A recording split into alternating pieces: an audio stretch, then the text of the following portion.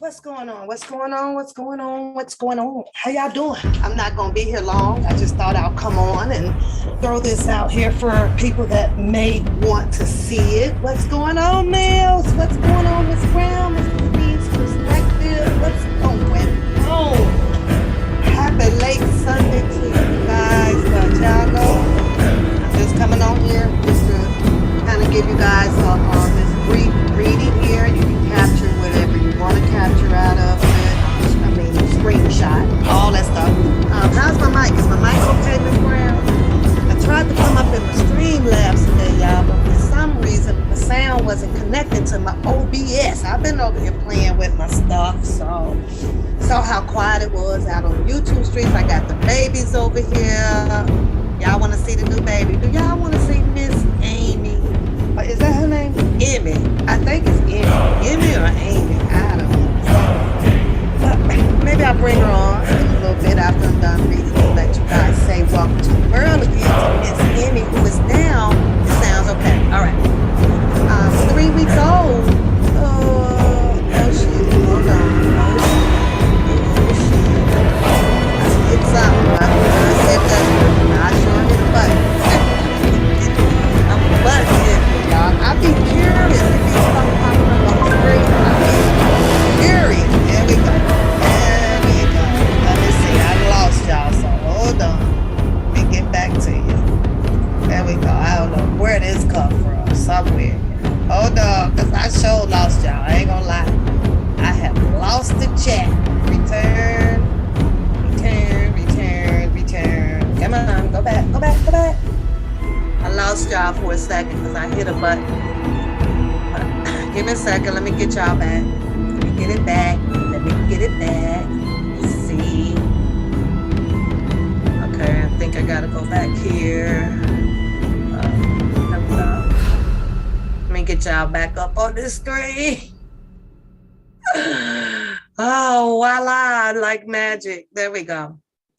Say, stop pressing those buttons, Pap. Stop. You say your music. Oh, my music is playing? Okay, hold on. Let me get rid of that too. Mute it. Okay, hold on.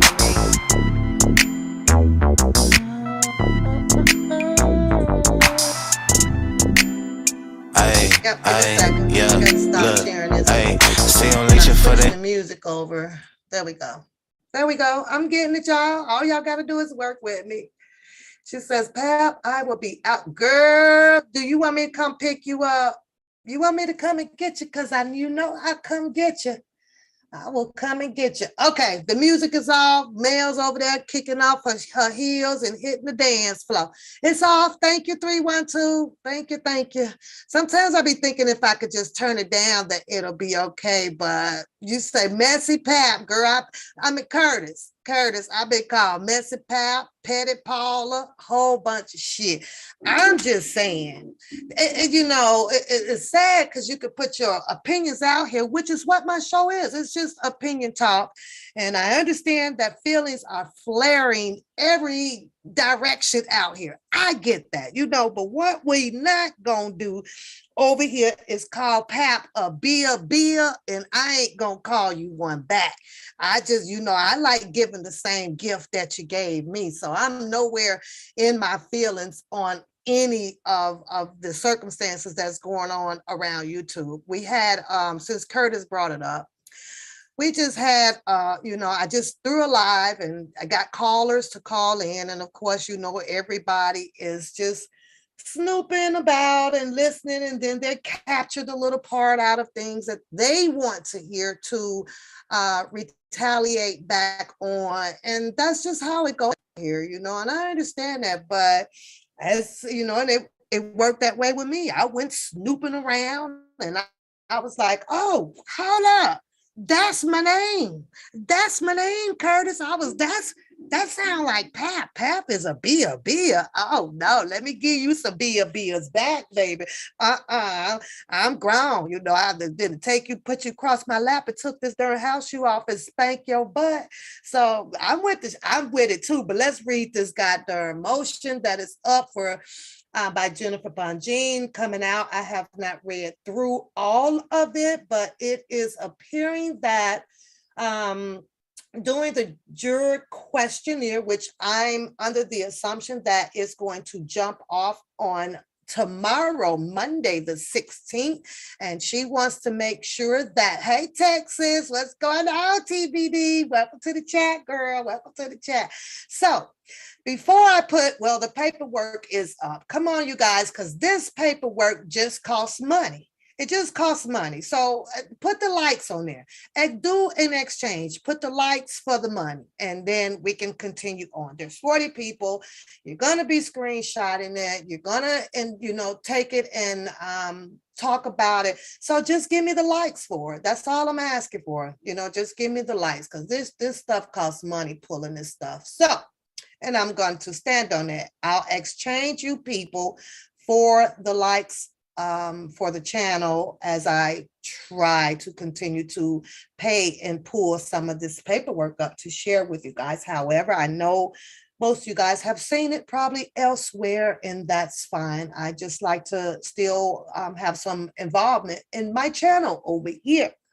I am so past the whole thing about the DJ and his daughter. That's not my business. It is what it is. And I guarantee you, everybody with the exploitation and the oppression ain't gonna fix it or heal it or even make that family rich at all. They ain't gonna help them. So, it's like, what's the use of talking about it? You want to talk about my family and you want to, I think I heard somebody mention something about, I'm probably this pedophile lover or chasing him because I appear to some people that might be going on with my children. And the only response that I can have to that is use a goddamn lie.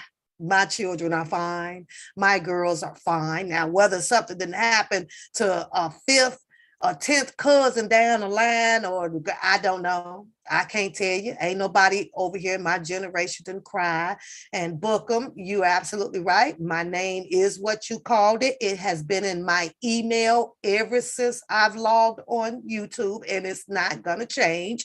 My mama dearest gave me that name, and I absolutely love it. I think I'm a Jackie. I think I am. But unfortunately, when I'm dealing with YouTube and I come on YouTube, I developed a screen name, and I go by either One Pap or One Papoose or just Papoose, just like you over there. This is your screen name is Bookham, and that's it, and that's all. So whatever. And that's because, I'm gonna be calling out my name. I sometimes I forget that boy damn his real name. But let's get this going. Let's read this so we can have some fun before I have to go upstairs because I got my cube steak. I'm putting some baked beans on and some corn muffins and a little salad. And I got to decide what else to go with the baked beans, y'all. So if y'all have any suggestions on what to put with the baked beans that is simple Sunday, I'll appreciate it in the chat. But that's what's up on a quick fix late Sunday meal today because your girl just been lazy, okay? I just been lazy. Here we have it. And you all know, as it always is titled pretty much the same. Going to Harry D. Lennon Weber, the Honorable, down in Chicago. This is the United States, which will be the plaintiff. Mr. Robert Sylvester Kelly. They gonna have to start putting some respect on his name and put that Mr. in front of there. Y'all agree? Because I think so. Put some respect on the man's name. Also known as R. Kelly, Darrell McDavid, and Milton Brown, also known as June Brown. So get your cameras out, whatever you need. If it's big enough, let me know. If it's not, let me know. I'll see if I can accommodate you as well. Now comes Robert S. Kelly, the defendant, by and through his counsel, Jennifer Bonjean, respectfully files this motion to excuse all potential jurors. Now, before we begin, it's this word potential that gets me, when I hear that, and I know that Mr. Kelly situation went viral out here, right? Unless they're coming in there with some seeing eye dog, half blind and half could hear, there is no potential. There is nobody. I have to be perfectly honest. Oh, my dryer just stopped. It's in there singing. There is nobody. You can't tell me with the level of this case and how viral that it went, and it stayed in the media, and it stayed in the newspapers, is in the magazines, is everywhere. I highly doubt that there is a potential juror that have not caught whiff of this show. Netflix is worldwide. You best believe, even them old hags out there that's 90 years old. Have y'all ever seen anybody 90 years old as a juror witness? Have y'all ever seen anybody older than Biden as a juror witness? I don't know. I don't know. I'm just saying though, is there an age, limit for, someone to be on a juror and this or that? Because, the mind goes away, mindset, I was just wondering that. But if you have a candidate that's pretty much under the age, I guess I would say 60, you best to believe they done seen them some R. Kelly. You say, keep it simple, baked beans and franks. I want some cube steak today, but I want me some baked beans, so I'm going to work on that. I'm sitting here thinking about it, but right now it's unthawing, so I have a few minutes to go over this here, and the more I keep running my mouth, then I ain't going to be late cooking. But let's keep going. But that's just my thought on potential jurors. We all saw how much of a shambles it was with the juror in New York. It was sequestered, and the next thing you know, is a juror on there shaking hands with Glory all red and needed autographs after that. And some of them saw the Lifetime docuseries, some of them didn't. On here, they're calling it Surviving R. Kelly, but I don't want to leave out the main title, the headquarters of where it come from, and that was Lifetime, okay? So, potential jurors who have watched any portion of the docuseries Surviving R. Kelly, where the docuseries number one, explores the exact allegations that underscore this indictment, including Kelly's 2008 prosecution for child pornography of minor one. 2008 prosecution for child pornography of minor one. Number two, includes extensive interviews with several individuals expected to testify at this trial.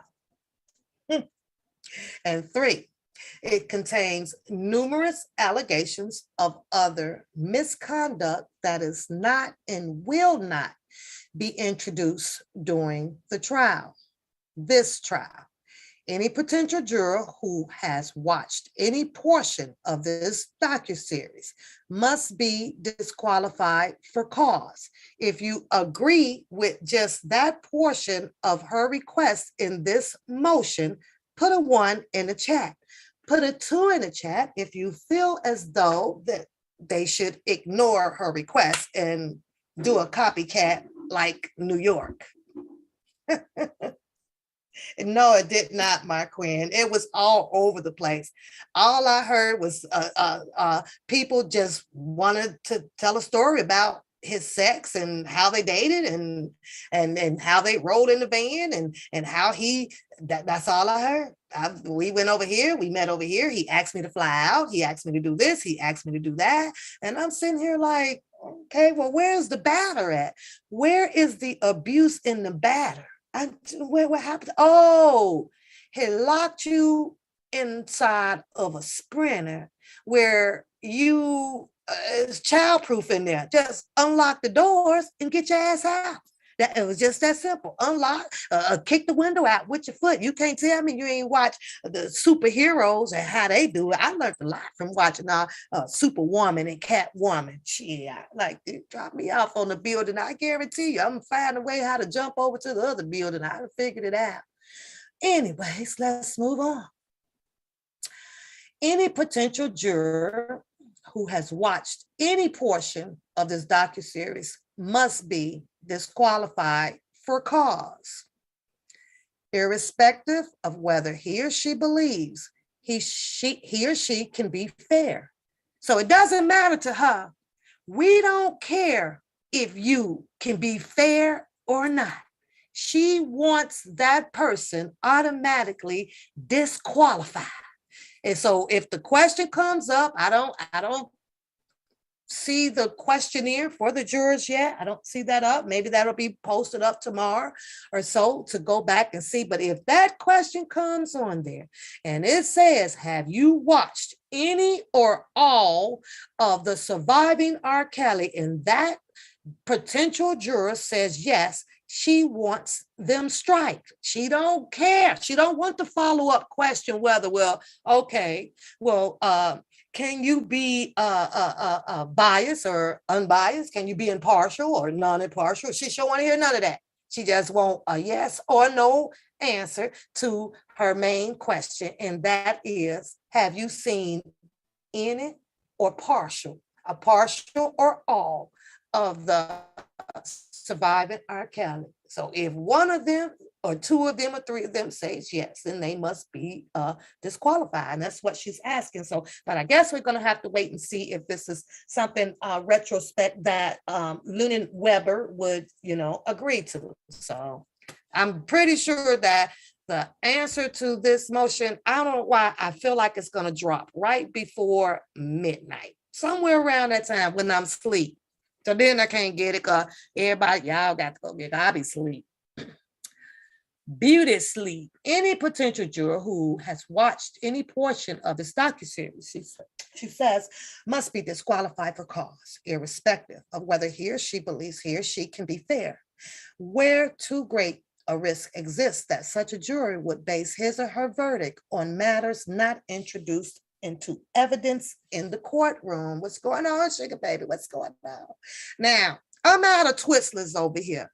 So $1 for PAP is very greatly appreciated to my Cash App so I can restock up. I'm out of Twistlers, goddammit. Hit the goddamn $1. I got 28 people with likes up in here. So $1 for Pap Day so she could restock up on her goddamn Twistlers, and I'll take care of the rest of the shit over here. Okay? So she says, for the purpose of this motion, Kelly seeks to incorporate Surviving R. Kelly docuseries, which can be streamed on Netflix. I will just, for the sake of it, show you exactly what she is talking about. So I'm going to hit that. Then I got to go back. Okay, I hit a button. So she's talking about this here. This here, you can still click on it and it is there. The reckoning is also still there. So these people, whoever gets selected for juror, now, may have time to run back and watch it. Run back and watch it. That's right. Get the likes up, y'all. Get them likes up in the chat room now. I'm postponing my day from my cube steak right now. Come on, y'all. See here, if you go down, here's the episodes.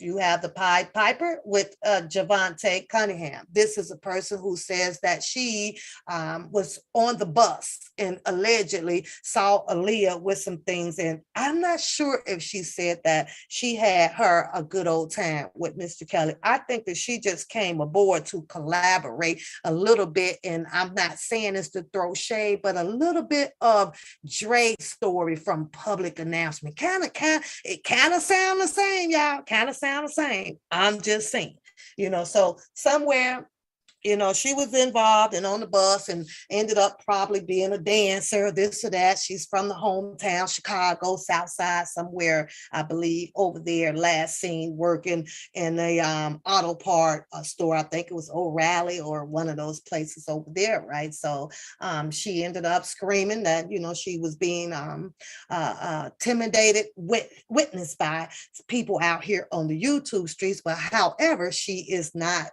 and was not according to the story with Aaliyah and what I believe, she just doesn't seem to be a credible witness. So she also spent some time, I believe, with Gloria Allred and the rest of the dirty hounds over there to be prep talk.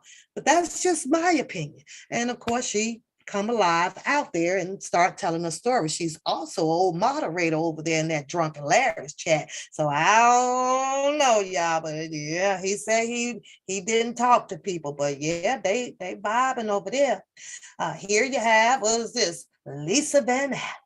Then you got old crybaby wife up there, Andrea Kelly, who took upon herself and threw away the whole goddamn family heritage. She didn't give a damn about her kids, in my opinion, sitting on a gold mine and not having any more care in the world. But some women will do that, not give a damn.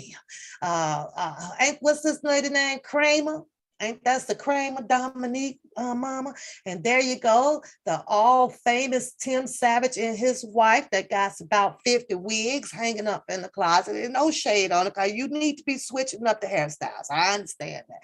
And then you got the one and only, y'all, the Faith with the herp. That's what she said, not me. She said she got the herp. She told the old Dr. Oz over there that she be curing it up with some shit off the counter over at Walgreens. I ain't seen nothing over Walgreens. I don't know. I don't know if it's Vaseline or alcohol. I don't know, but that's what she told the people, Dr. Oz when he went in there. And it's kind of funny how they got her as the Michelle Kramer. Thank you, boo. Ain't that fun? She got her whole image is highlighted in there, in the Surviving R. Kelly. She became like the point of interest in on the Surviving R. Kelly. Now, somebody explain to me why you don't see Azrael right here. Why you don't see Azrael as the main highlighter image on here on the Surviving R. Kelly? I wonder why. Why both of them not up there? I don't know.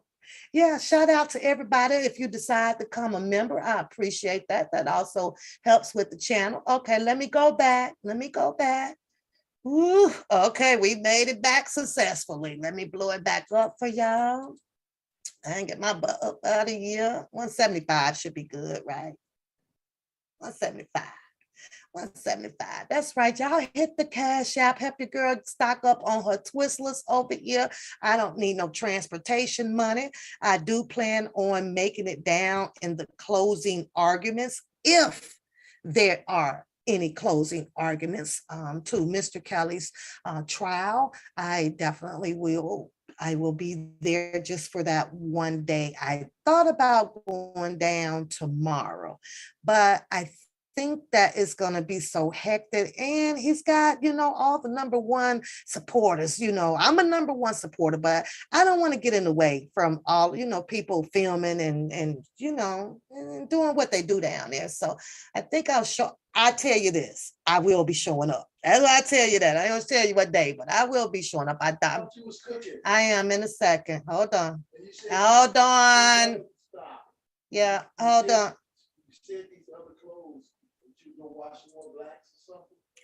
No. Um,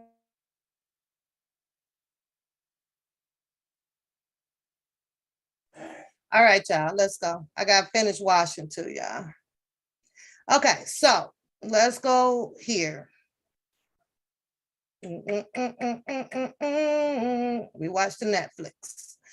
Number one says Surviving R. Kelly is a Lifetime documentary detailing sexual abuse allegations by numerous women against the defendant. It aired in January 2019 and was Lifetime's highest rated program in 2 years. A second season premiered in Lifetime titled Surviving R. Kelly 2, The Reckoning. Surviving R. Kelly is largely credited as the impetus for the wave of criminal charges that followed its premiere. Thank you, Casey. Thank you, Casey. Shout out to you. Thank you, sweetheart. The docuseries devotes significant attention, indeed, entire episodes, to the subject matter of this trial. For example, episode 3 is titled Sex Tape Scandal, which explores the sex tape that was the subject of Kelly's 2008 prosecution. Relatedly, episode 4 is titled The People versus R. Kelly, which addresses the 2008 prosecution and allegations related to the first 8 counts of this superseding indictment. I wish I had time to switch screens to bring back up the 8 counts so that we can all keep our memory refreshed about it, but I just don't have the time. Maybe Males can pop them up. Males, y'all, listen, y'all, you got to go over and help your girl, the Only Male Show. When I tell y'all, Males got funk and spunk over there reading that stuff, y'all. And it just so happens that she'll come on when I'm at work and I get to listen to her and she makes the end of my day so joyful. And I'll be like, get it, Males, get it. But if you have not, make sure you jump over to the Only Male Show, y'all, and check out her funk and spunk when she be got there analyzing and summarizing and putting her theory on some things of this paperwork, y'all. She flies, she dope, y'all. And I don't listen. Between her and Texas Black Diamond, that's where, hey, go check them out. Go check them out. I guarantee you're going to like it. Guaranteed. So it says here, number 3, indeed, the docuseries contained extensive interviews with some of the government's witnesses in this case, including Lisa Van Allen and Jerronda Pace. Other individuals who appear in the docuseries are identified as potential witnesses in this matter, including Stephanie Sparkle Edwards and Andrea Kelly. Ooh, child. There is a substantial overlap between the subject matter of this prosecution and the subject matter of the documentary. Furthermore, we're on number 4. Surviving R. Kelly contains hours of interviews with individuals who share a litany of other allegations of sexual misconduct against Kelly, including some allegations that the government has already conceded it will not introduce at trial. Just by way of example, the docuseries discusses allegations against Kelly in connections with his relationship with Aaliyah when she was underage. And we all know how that's playing out, right? We all know. Oh, he married Aaliyah. Oh, he married Aaliyah. If I had to think back, and I got to pause it here, I'm going to talk about Aaliyah for a minute, right? I understand this whole thing morally, right? I understand it. But I also understand that if this situation would have occurred, if this whole marriage thing would have occurred, right? And I'm thinking as a mom, And I understand, like, okay, well, she's 14. And we all know that our 14-year-olds falls in love, right? We know that. Would you have rather your 14-year-old to fall in love with somebody completely, absolutely broke, living on the streets, driving a raggedy car, has no job at the age of, let's say, 17, 18, or 19, right? Can't do a goddamn thing for them. But I went over, as you guys know, they has this Elvis movie, brand new, out on Netflix, right? I think it's out on Netflix, right? I almost watched it, but I have no um energy. I have no sense. I don't want to watch Elvis, right? Here we talked about how Elvis and Priscilla and the difference in age. And you know what those other skin folks did? They didn't give a damn. Priscilla ended up being wealthy as hell, had some inheritance. She I might be co-owner or whatever of the Elvis Museum down there, right? And they do tours and they steady make money off all of that stuff, right? And I understand that.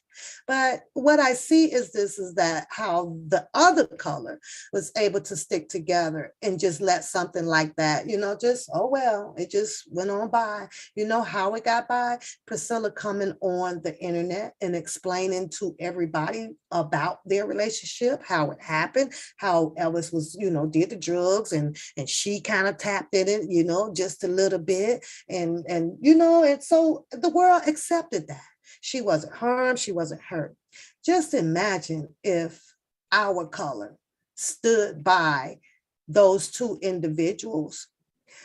Aaliyah may have been young, but she would have probably been very, very much so on top of the what y'all call it, the record charts, and making millions and millions, and probably still be here with America today. But no, the Black America got their panties in a bunch. Oh, Kelly is 27, 28, and she's 14 and 15. And to us, and now, it's a statutory or rape, or he married a young girl.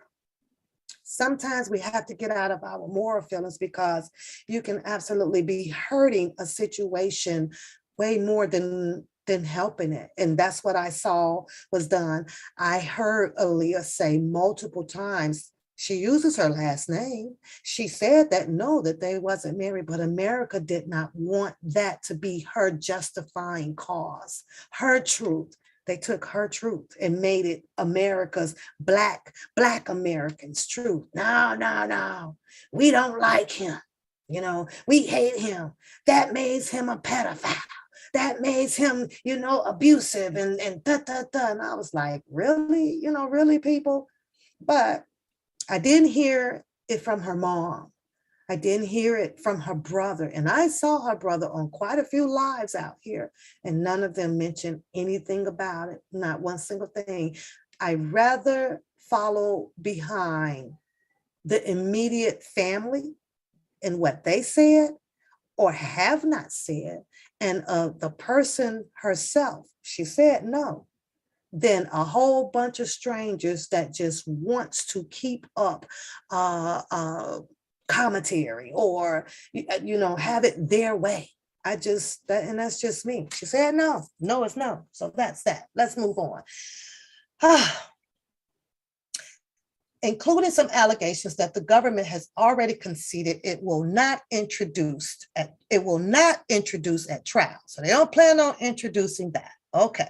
Just by way of example, the docuseries discusses allegations against Kelly in connections with his relationship with Leah.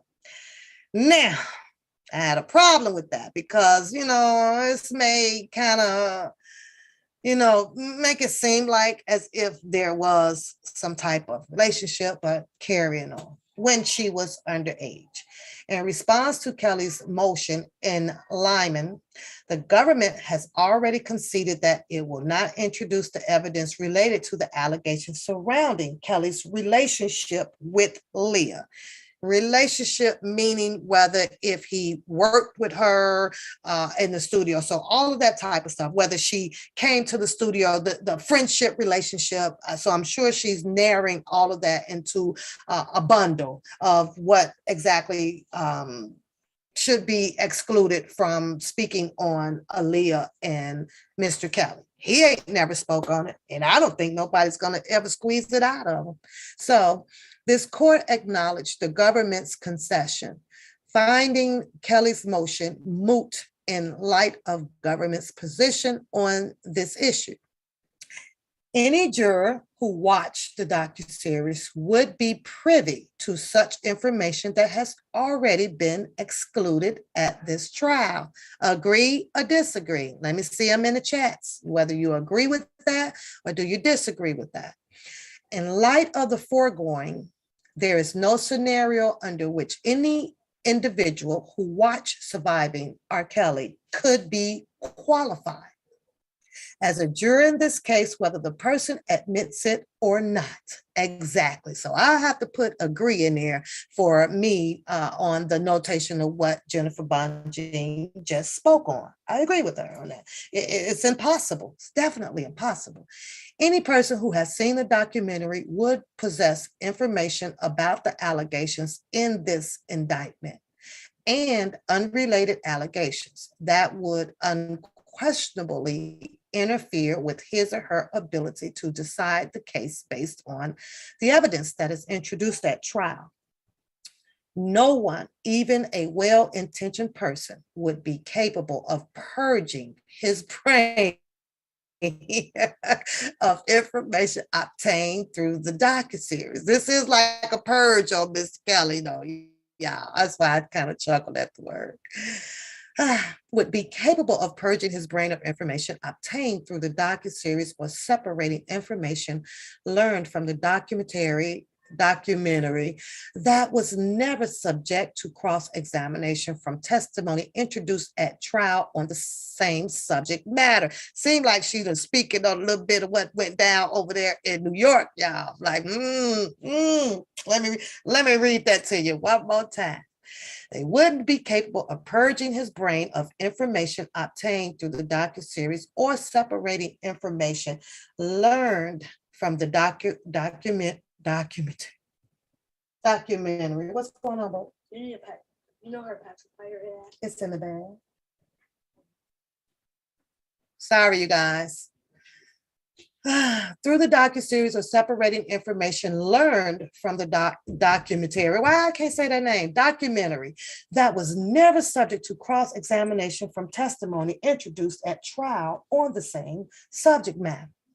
Number 6, the Sixth Amendment provides that in all criminal prosecution, the accused shall enjoy the right to a trial by an impartial juror. U.S. Constitution Amendment 6.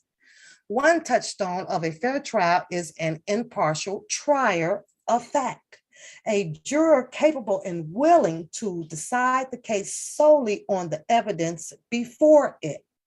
If I have not spoken to you guys, welcome to the chat.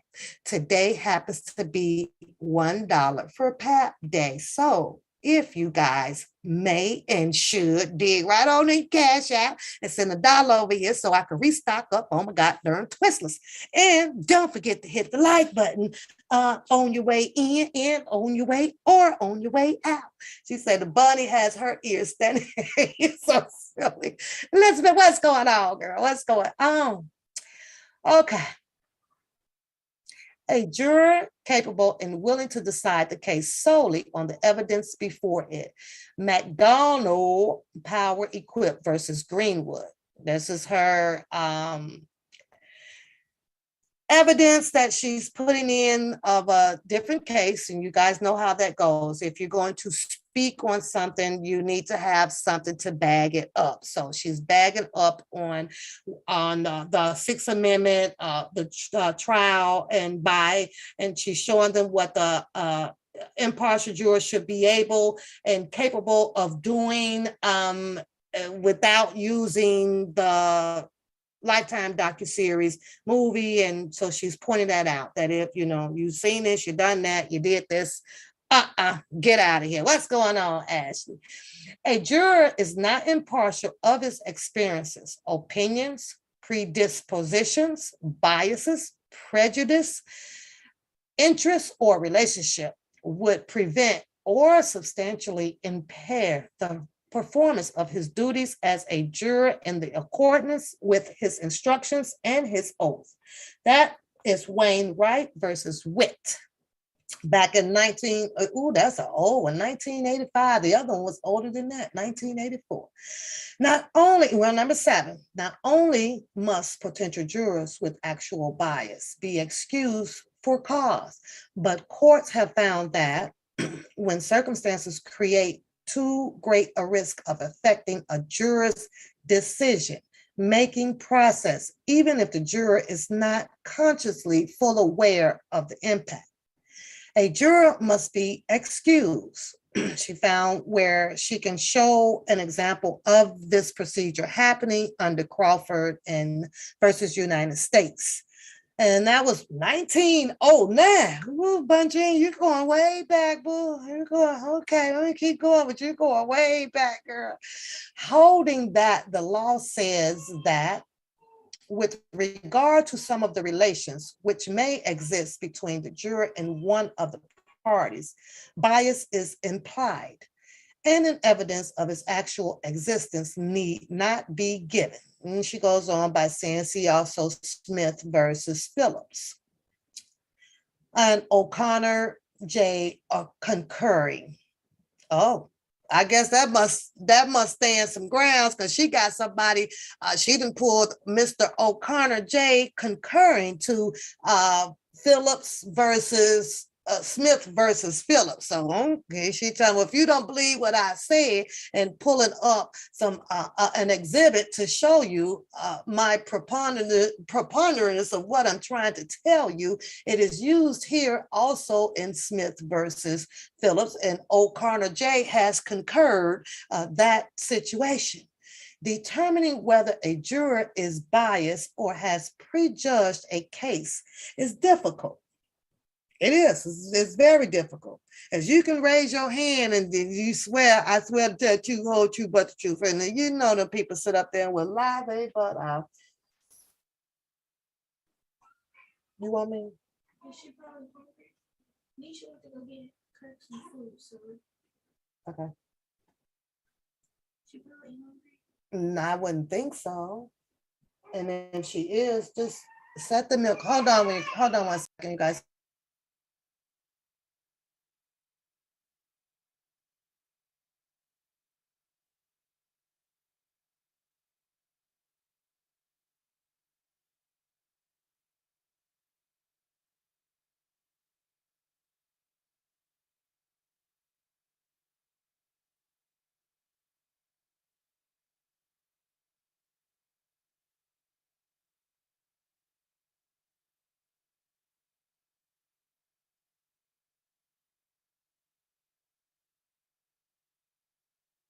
Okay, you guys, Emmy is hungry.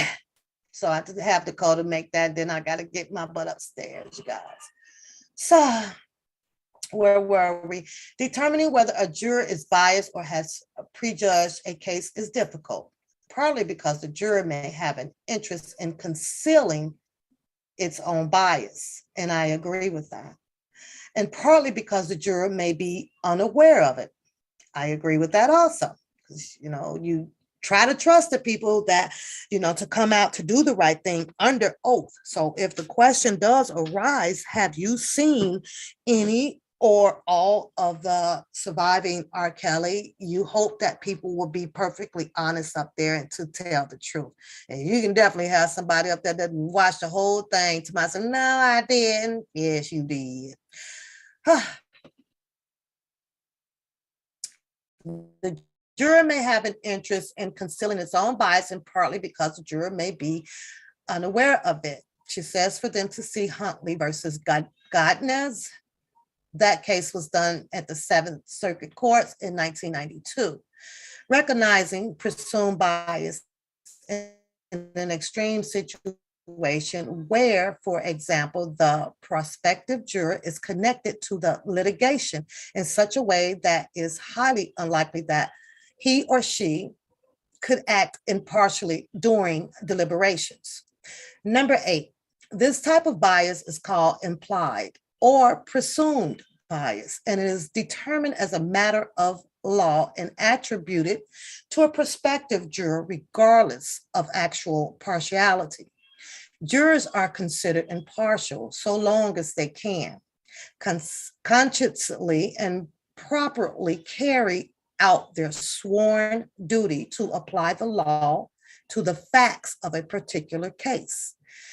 She puts Ross versus Oklahoma up in here as well. A request to excuse a juror for cause must be supported by specific causes or reasons that demonstrate that, as a matter of law, the juror is not qualified to serve. Gray versus Mississippi. In certain circumstances, juror bias will presume and the juror must be excluded. For example, whether the juror is related to one of the parties or has a financial interest in the outcome of the case. United States versus polygamy. Whatever, you guys can figure that one out. Number 9, in this case, a potential juror who has seen any portion of surviving R. Kelly is actually prejudiced, where there is simply no scenario under which an individual exposed to the contents of surviving R. Kelly can be impartial. And she's telling them, that's the whole purpose of her motion. If you have watched any of this movie, she wants them disqualified. Ain't no ifs, ands, or buts about it. Amen to the chat. This representation is, in a word, absurd. Number 10, this case presents one of those rare circumstances where bias must be presumed by individuals who have seen surviving R. Kelly because the viewer has already gained understanding of the specific facts in this case through televised interviews with actual witnesses. Let me ask the chat something, just for the sake of it, just for the hoot of it. I saw someone put in the chat that they didn't watch it. How many of you guys have watched these surviving R. Kelly? How many of you guys watched it? Put a red heart or a blue heart. Put a blue heart in the chat if you watched surviving. I've watched them all. I've watched them all. But I think that, I know I'm not going to even say think. I know that I can actually go on a juror and listen to testimonies and the law. I think that I can be impartial on the stand. What about you guys? What about you guys? Can you guys go on there after watching? You watched it? Yeah. I mean, it was all over. You couldn't help but to watch the darn thing. Linda said no, she didn't watch it. Rita didn't watch it. You say, you better not waste my Rita said no, y'all didn't watch it. I watched the reckoning. And I wanted to see what the heck these women were saying. I wanted to, because my expressions on my face, y'all, if y'all would have seen them, I was like, what? Huh? Who? I was over there, when he did this? You mean, and all these concerts and things like that. I mean, you right, my queen, not guilty, hashtag not guilty, but I had to. I felt like, no, you know what? Let me see who in the heck is lying this time.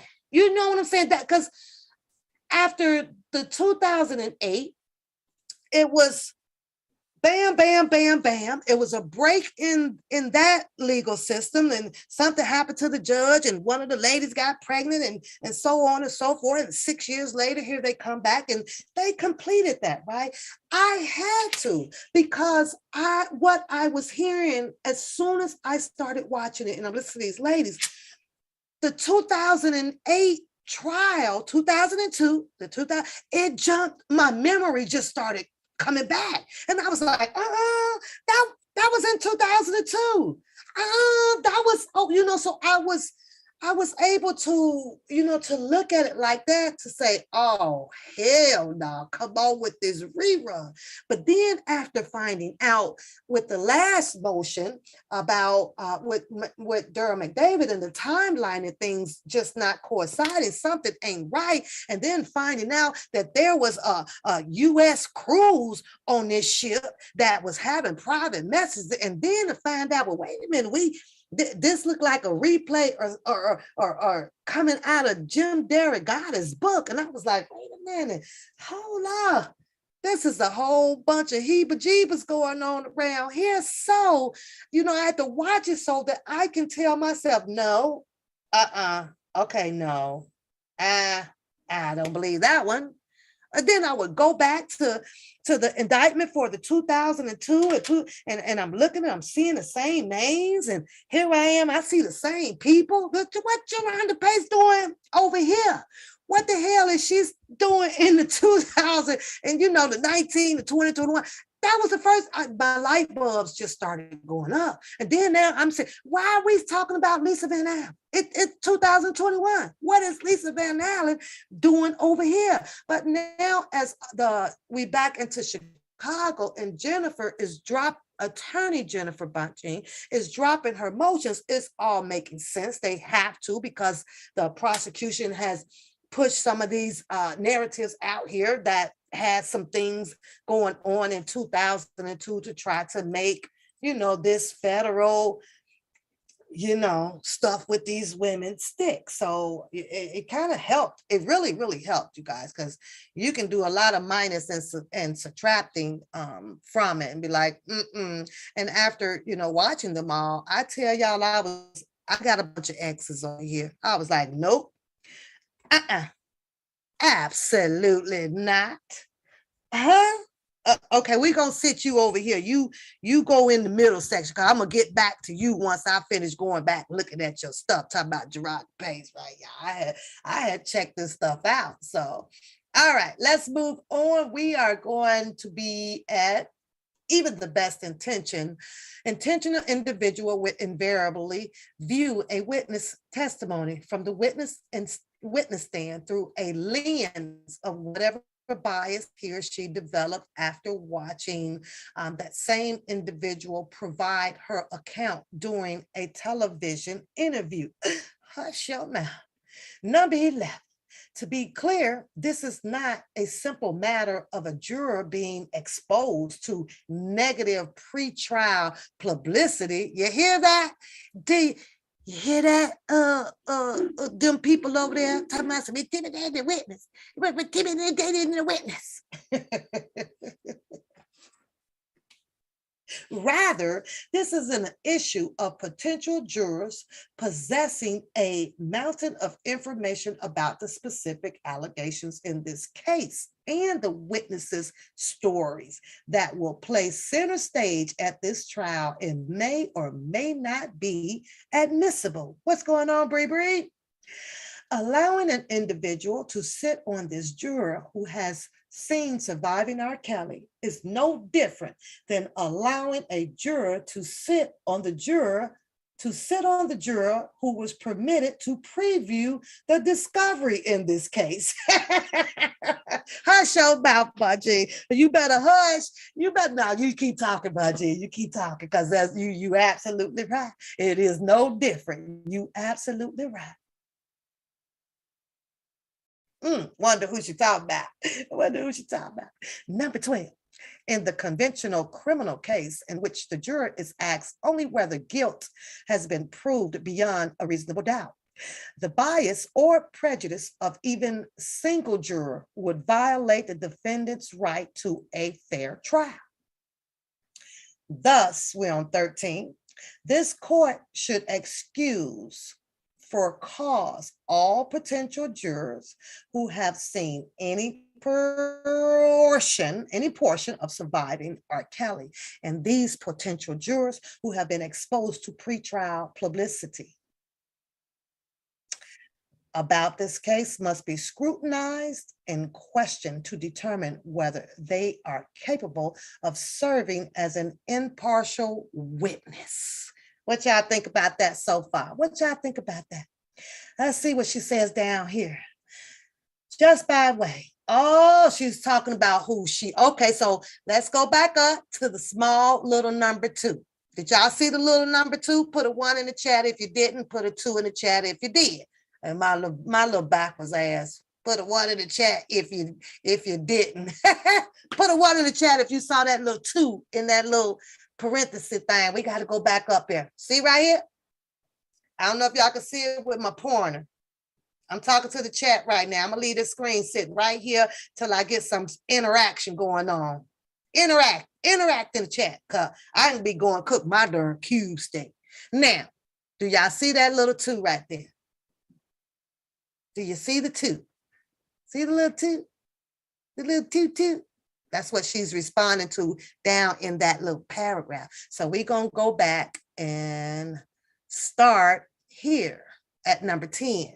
Then I'm gonna jump to the little paragraph so that you guys can understand what she's relating it to. You say, with all respect, Bonjean Erskine admitted he married her. And their earlier response to the motion, I'm with all due respect, Aaliyah says she didn't. And that's the only person that I'm going with, Aaliyah. Aaliyah didn't pick up the last name Kelly. Her mother ain't said nothing. And that's what I'm going to ride with. You know, I don't care what the public says about all of that stuff. It ain't going to hurt nobody. It wasn't going to kill us anyway out here. If they had a married, it wouldn't have killed her. Everybody was just going to go on with their lives, just like they did with Elvis and Priscilla. You just go on with your life. And her mother still being alive and everything, and Barry Hankerson still alive. Wasn't not gonna happen to that girl. Wasn't not gonna happen to her. Not a goddamn thing. But I understand it morally. I get that. So I have, all due respect to that as well. I understand that. Some don't sit well with others. Others don't sit well with some. So I understand that. So what's going on, Sherry? But that's just how I am. We get involved in other people's business and lifestyles as a Black community, actually to hurt people. That's what we was doing. And nobody interjecting to say, well, hey, just, y'all be friends or whatever. And you could get engaged later on or this or that, because the world is having a pissy fit out here due to the age difference in it. I'm sitting over here. I ain't going to tell y'all my grandma. I ain't even talk about my grandma and my granddaddy, because I know it's at least about 65% of the Black people that sit in this circle out here who has a grandmother and a granddad with a big age difference in it, and didn't come out here to the world to prosecute your granddaddy. Nobody done it. So I'm like, I'm over it. I'm so over this Aaliyah and R. Kelly thing. It is what it is. And not to rain on Aaliyah. It's hard to really tell, if you ask me, Moch's Duchess, because the pictures that I click on, I see Aaliyah half dressed with Jay-Z, half dressed with Damon, half dressed with this person, and then some other boy. I just recently saw that one. I don't know who she was with. Tell you the truth, I really don't. I can't tell. She had seemed to be all over everywhere. Why my queen get blocked? Why y'all block my queen? My queen is cool in the chat, so unblock him. He's cool. He always over here. Unblock my queen. So number 10 says that this case presents one of those rare circumstances where bias must be presumed by individuals who have seen surviving R. Kelly, because the viewer has already gained understanding of the specific facts of this case through television interviews with actual witnesses. Even the best intentional individual would invariably view a witness testimony from the witness stand through a lens of whatever bias he or she developed after watching that same individual provide her account during a television interview. This here, it pertains to number 2, little paragraph down here, which says, just by way of an example, the following clip is a portion of the extensive interviews from surviving R. Kelly with one of the state's star witness, Lisa Van Allen. I'm going to click that blue so we can do a refresher there, okay? It is difficult to imagine that any juror would be equipped to listen to Van Allen's trial testimony with an impartial viewpoint and without allowing prior information receiving during the documentary shade her assessment of Van Allen's in court testimony. This is precisely the scenario the law prohibits. Now let's go here. Oh, I wonder if I'm gonna get a YouTube thing. Oh, let me see, y'all, let me see. I hate for my channel to get, burned on here. Let me see.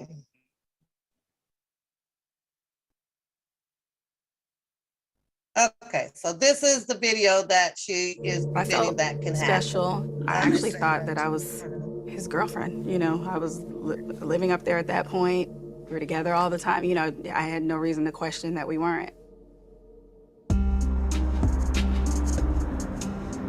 Life in the studio was kind of boring for the most part. You really couldn't have much interaction other than, I couldn't have much interaction with anyone other than Robert. At that time, I didn't know what a runner was. But later on, I realized it was just, the people that work at the studio, and they pretty much like run errands. My mom would call the studio. The runners would actually let Robert know that I had a phone call, and then he would let them know to transfer the call to me. I do know that there were times where when she would get through and she'd be upset and saying she couldn't contact me and things like that. So it very well could have been times where she was calling and they weren't allowed to put me through. One time, one of his friends came to the studio. Stop and the he's press. Speaking to. My mom called. He had runners. She's identifying you. What she already knew, Mr. Kelly was having. He was in his world. She says her mother called and they would not put her through. At this young lady that I'm looking at on this screen right here, she had a choice right there. How bad did you want to talk to your mom? The door was open. She could have ran on out the door. What do you mean I can't talk to my mother? What do you mean I can't talk to my mother? She could have left right there. She could have left right there. She's telling you things like she has common sense. She's just not using it. She's aware of everything that's around her, what she's seeing. So she knows. She knows. Now, if Mr. Kelly told her, well, you can't go and your mama can't call in here and all of that stuff. Hello, Mr. Kelly gonna go to sleep. So is some other people. The same way that she walked in there is the same way that she could have walked on up out of there and called 911. But she stuck around a whole lot longer. A whole lot longer than that. I'm just saying, she's aware. You are aware of this man's private bubble circle. You're aware of. Went in there, things didn't go so well. Now it's, oh, he done this, he done that, he done this, he done that. Let's continue on with the move. To everyone, and just a normal reaction, you speak back. Hold up. Rob would get upset and say, you're not We got to stop there one more time, y'all. I'm sorry. Because if my memory jogs me correctly, didn't she go there while he was married to Andrea, right? When she around that time? Wasn't she around that time? So why are you still there? I believe she might have said on Vlad or TMZ, might be one of those something. She didn't know. How you do not know, and I'm gonna tell y'all this. I wish I could bring it up, but maybe at the end of the show. Wasn't that Lisa Van Allen sitting on the porch attempting to braid hair, and the little girl, which was Mr. Kelly's daughter, was sitting right there? Did she? What part do I? Cause I saw it. I saw it. Hair braider. He was sitting on the porch. That was a child right there. That was Mr. Kelly. So how you not know? Why are you there with the children and the married woman, and then come on here and act like everything was a total surprise? That's what got me. That's the part that got me, y'all. I'm like, what the hell you so surprised about? You were braiding hair, and the baby was right there in the same video. I'm like, are you kidding me? Are you kidding me right now? And you says that the people says that, oh, he's a predator. A predator, that girl that was braiding hair, which was Lisa Van Allen, sitting on that porch, wasn't 8 or 9 or 10 or 11 or 6 or 5 or 4. No. He had on some short shorts, leg propped open, Mr. Kelly sitting right there. She having a good old time, being filmed in one of the world's greatest hit songs, Braid My Hair, Braiding My Hair, Hair Braider. I saw, and I know I wasn't blind. And I know that in that video, I'm going to say it again. She was not 10, 11, 12, 13, 14, or 15. That she looked a lot older than that.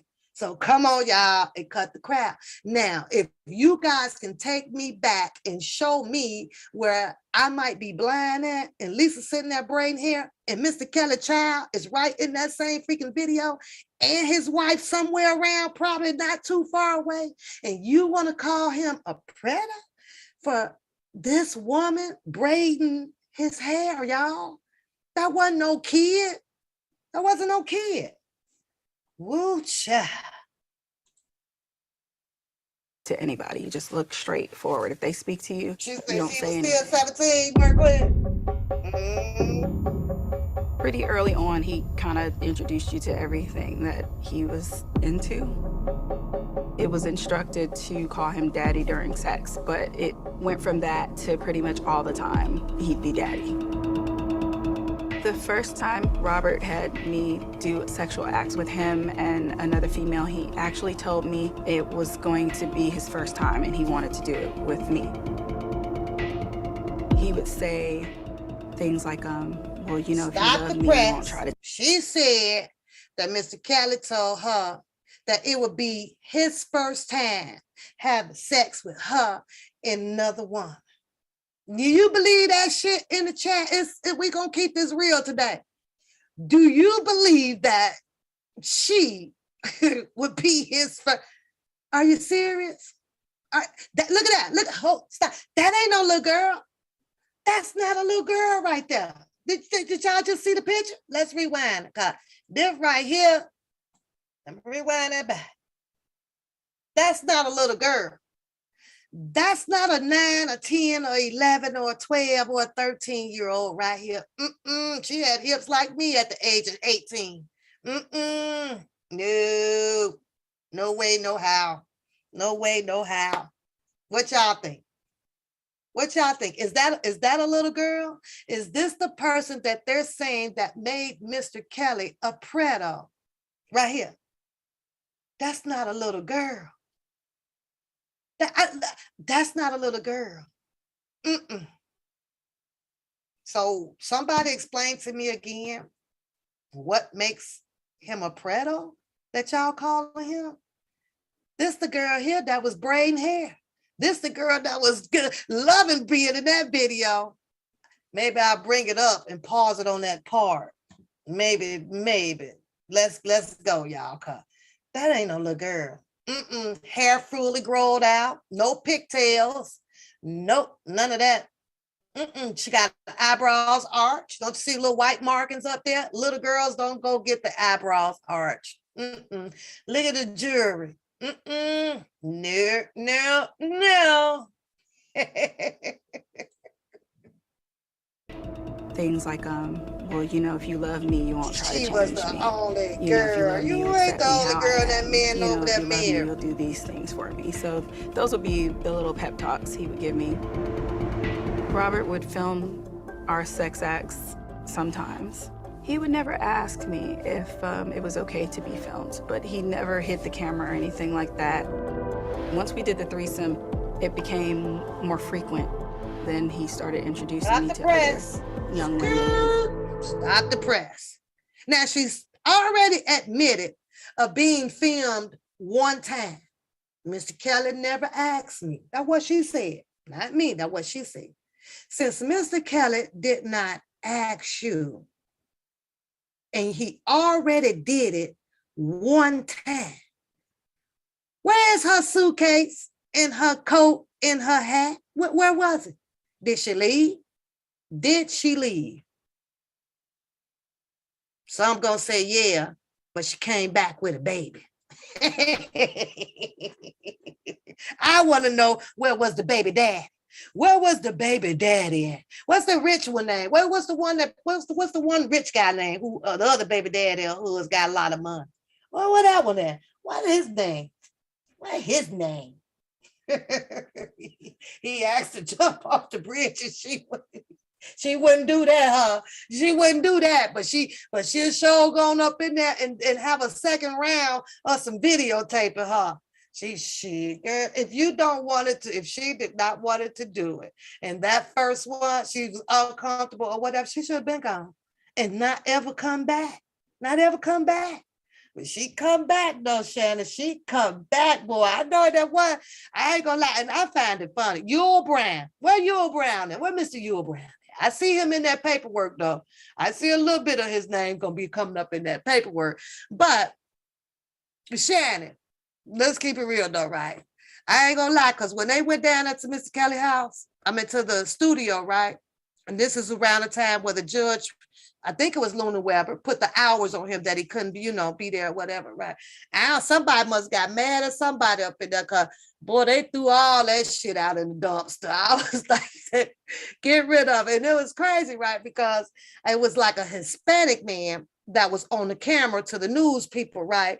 And then the news people filming him and everything. I ain't gonna lie, y'all. I gotta tell this truth, right? They filming the Hispanic guy. What is it, 6:30? They filming the Hispanic guy, right?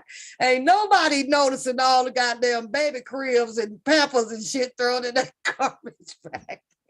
They didn't even get that on it, right? I was like, oh no, who baby shit back there, boy? I bet you them goddamn people in the tub said, get your shit. They did her like old girl on that waiting to exhale. Get your shit and get out, boy. They threw all that shit up out there. Well, I was cracking up. Let's continue. Okay, so that completes that. Let's get back to yada yada. Yada, yada, yada, yada. Oh, wait a minute.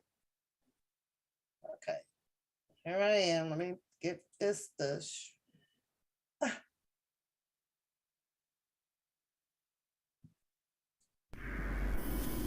Oh, wait a minute, y'all. I got to get off of this. All right, here we go. Hold on. Lisa Van Allen, I'm trying to welcome get to my Vlad screen to TV. go back to the paper. Thank you for having me. Oh, wait a minute. Absolutely. There we go. Absolutely. There we go. We get it back. Okay. So. I felt special. I actually thought that I Not was a little girl. his girlfriend. Let's you go know, back. I was Even living if up there we at that look at point. this picture here. Living up there at that Look at the other point. picture. We were together all the time. You know, I had no reason to question that we weren't. Where's that one picture at? Hold on. This here, right here, is not a little girl. You know. Put a 1 in the chat if you see a little girl. I do not see a little girl. Mr. Kelly looks young and she looks young. That's what it looks like to me. Looks like little young puppy love. That's what I see. And then to know that, let's take it a step farther. He knew that he was taking a picture. Somebody took this picture of them. Somebody took this picture of them right there. That girl is happy as all outdoors. I'm with a superstar. Mr. Kelly even looks happy, but he definitely don't look 55 or 60 in this picture. Not at all. He don't look old. Not at all.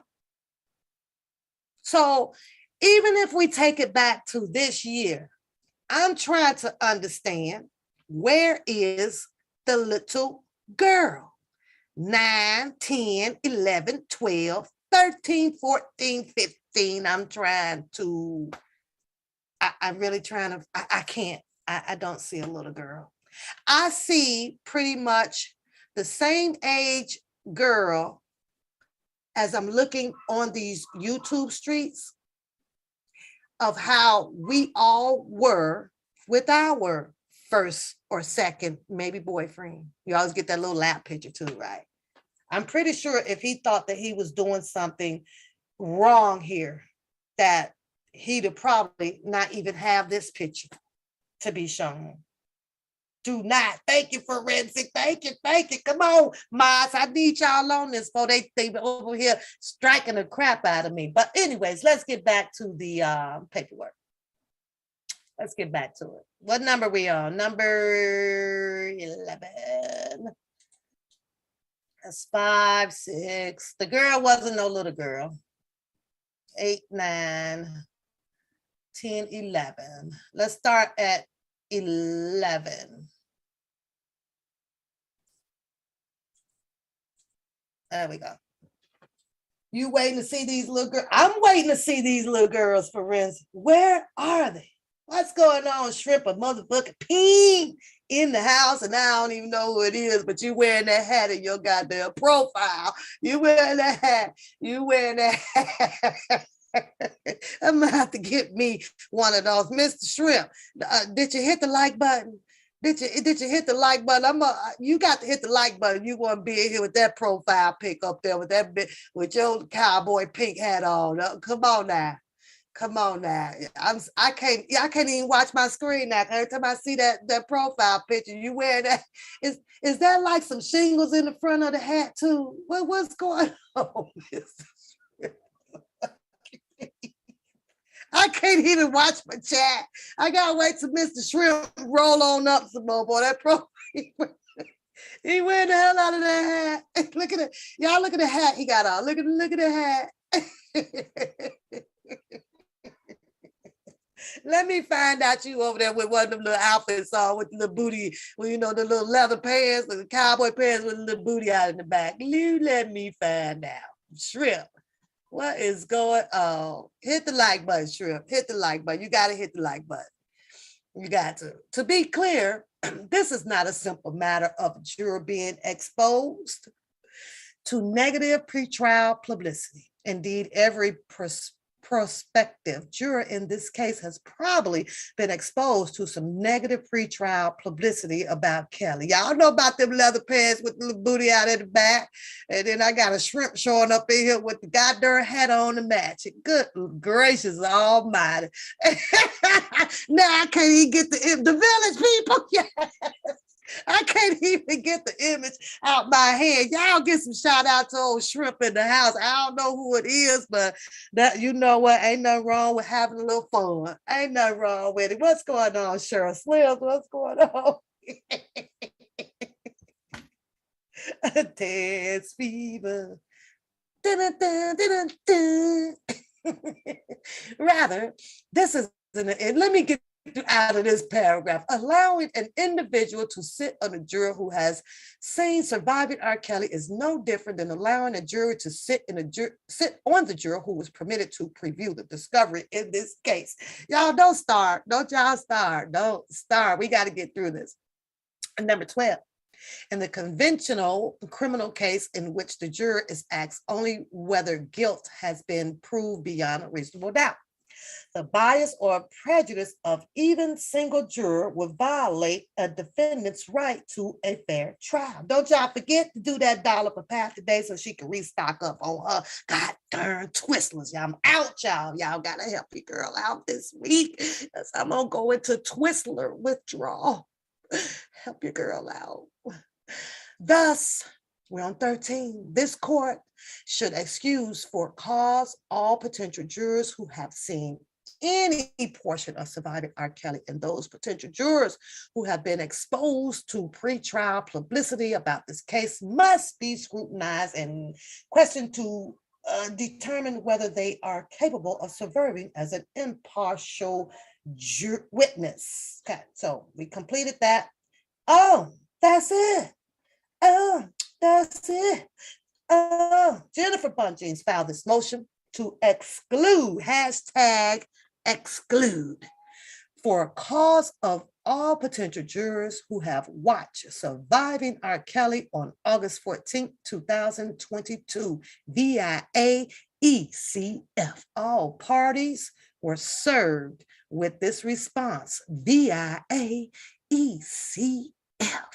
Y'all hashtag exclude, exclude, exclude. Well, that's going to conclude that motion. And I promise y'all, I guess Mel Cruz might be up, y'all, to midnight sometime tonight. So stay tuned, because if the motion gets a response to it, you just may catch her on live tonight, y'all. But me, shoot, your girl going to bed, honey, y'all. I'm going to have to catch it tomorrow. Now, transcripts. Let's have some fun with the transcripts right quick. Amen in the chat. Y'all want to have a little fun with the transcripts? I gotta have a little fun with the transcripts and the people that, allegedly is pulling transcripts, right? Of course they're expensive, right? They're expensive. But y'all know me. I always got some shits and giggles about something or somebody. You say Harry sleep, shit, Harry alarm clock is gonna go off about 8 p.m. tonight. He gonna be like, oh shit, I gotta respond to the motion.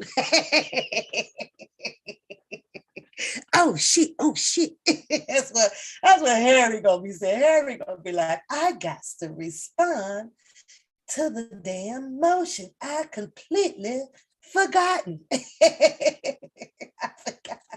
Shannon, you better leave that man alone. That man still he's still okay. He all right. That's old Biden over there. You gonna have to worry about with that. Biden has falling asleep and every damn thing. I'm losing his equilibrium, a whole bunch of shit going on. Now you know what, Jason? I know you hit that like button because you know your next question finna be something about Lisa Van Allen, and we just went over that, and you are late. You are late. Who said that, y'all? That Eddie Murphy movie. Who Eddie Murphy plays that character? You are late. Oh shit. Oh shit. Y'all tell Jason in the chat, you are late. Don't bring your ass in here asking about no goddamn Lisa Van Allen. No, not none. What's going on? T. Lynn in the house. What's going on? Oh, geez. Okay. So, y'all, they're in a scuffle over there. They're in a scuffle. Now, Ronald Reagan, you say Ronald Reagan appointed him. Oh, he did. Oh, shit. See, I don't be digging back that far like TBD, y'all. We got to go with the TBD because she give us all some more in-depth educational stuff that we need to know about each player out here. Me, I just, okay. I'm looking for my thing, you guys. Hold on. What? The key is gone? Oh, okay. Oh, okay. All right. Now, here he go. I wanted to take a look at the video. Well, Jason, where was you 10 minutes ago? When you explained to the chat how your attendance call is that how you late in attendance, and now you want us to go back to show you a freaking part of the video that we showed. We want to know, where were you? You we're late. You better turn your notifications on. You better turn your notifications on. Oh, okay. These transcripts, right? Now, I don't know what's going on with them, but they got a whole heap of mess, in my opinion, going on with the transcripts over there, right? Y'all know Sylvia has been the queen of pulling transcripts, okay? Allegedly, the transcripts look like it may have hit up about $3 grand. Now,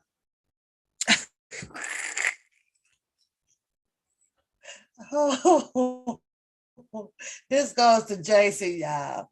What did he say? Jason, this button for you here. What did he say? Now, okay, you know, I had a problem with it. Just a little minor glitch in this thing, right? And I'm thinking, I know it's important to pull, you know, it could be important to pull the transcripts, right? And I understand that.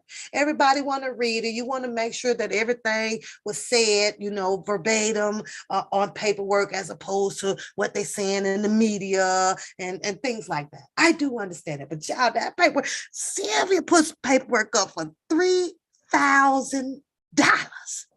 Can I get 3,000 in the chat? Can somebody hashtag 3,000? I'm saying 3,000. Now, I'm glad she's able to pull it.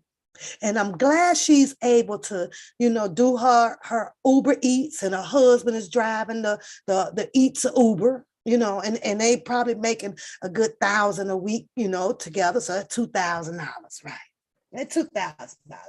Let's just hypothetically say, right? Shout out to Silver. She, I guess, apparently made it down there to Chicago on her flight. Yeah, she did. I'm looking for my button while I'm talking to y'all. But she made it to her flight, and she ended up eating at Mr. Kelly's favorite restaurant. I was like, that's so sweet, Sylvia. That's really sweet. That's sweet of you, right? Even though I'm gonna go eat on some shit that I know, probably Burger King, 2 for $10. Give me 2 Whoppers for $10 goddamn dollars. I ain't going nowhere damn fancy. But however, of course, you also got her opponent, the Just Jazz girl. Allegedly, she as well is, you know, pulling transcripts, and, you know, and something went down between her and Sylvia, y'all. Now, I ain't the one to gossip, and you ain't heard it from me.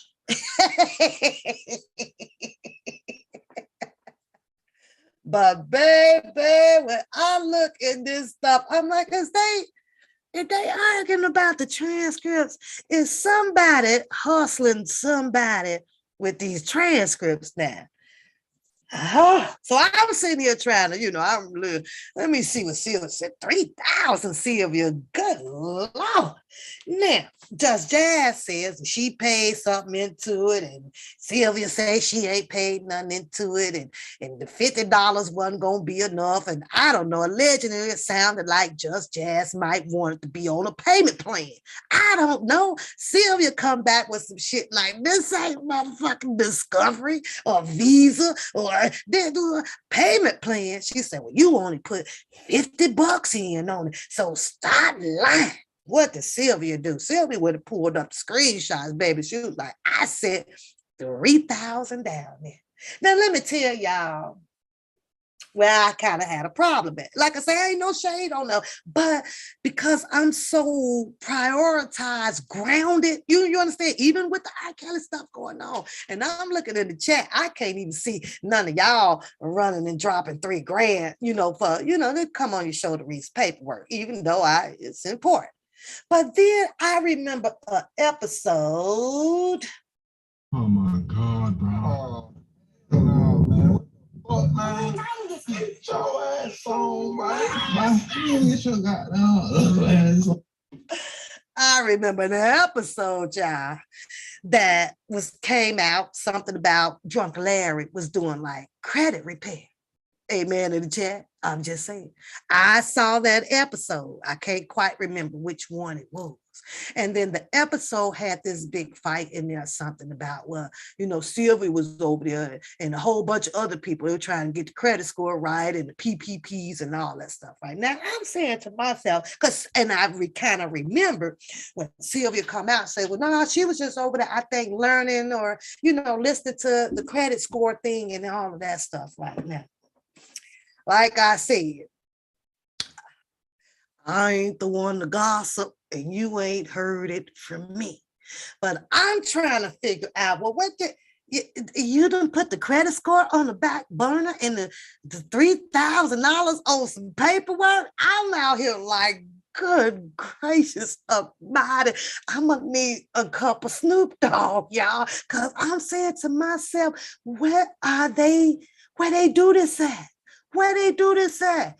I guarantee you, before I go try to put $3,000 on some goddamn paperwork, I'll go and pay $3,000 on whatever it is that's holding my credit score beneath 600. You understand what I'm saying? What's going on, Ariel? Stay right there, because I'm on I'm gonna drop the link if you want to come in and give us a brief, but I'll introduce you and bring us up to speed about that too, though. But this all I got to say, because that was really confusing, y'all. This is Sylvia.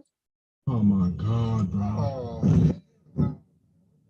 Man, get your ass on, get your goddamn ass on. Now, Just Jazz seems to be upset too, because she claimed that she ended up donating, quite a bit or whatever to help pull the whole transcript thing off, So what's going on, Pernille? What's going on? And so I'm like, girls, you know what? We're fighting now about the paperwork. Well, this is ludicrous. This is ludicrous. But then I'm like, what would cause a fight? What would cause a fight out here? The number one devil in the making, money. Now, I had to go back over here and check on this, and I went back over there to check on that. And then now I'm like, well, okay, I get it. We're doing, the resale of the I almost called it prescriptions, y'all, the transcripts. Okay, we'll do the resale. We're going to, and it can happen like that. We're going to re-up. So, Sylvia probably paid $3,000 out of her pocket. Like she said, came out of her account. She did this. And it's a possibility that there could be a re-up. $3,000 can turn back into a revenue of, $5,000. I'm just saying, and vice versa over there with, Just Jazz. But, and it can happen. It's sad that it would be happening that way, but I understand it now if you are paying for it out of your pocket. It's no different from me purchasing an Alexa from Amazon for $80.99, but I might want to re-up and come out here and sell it for $100.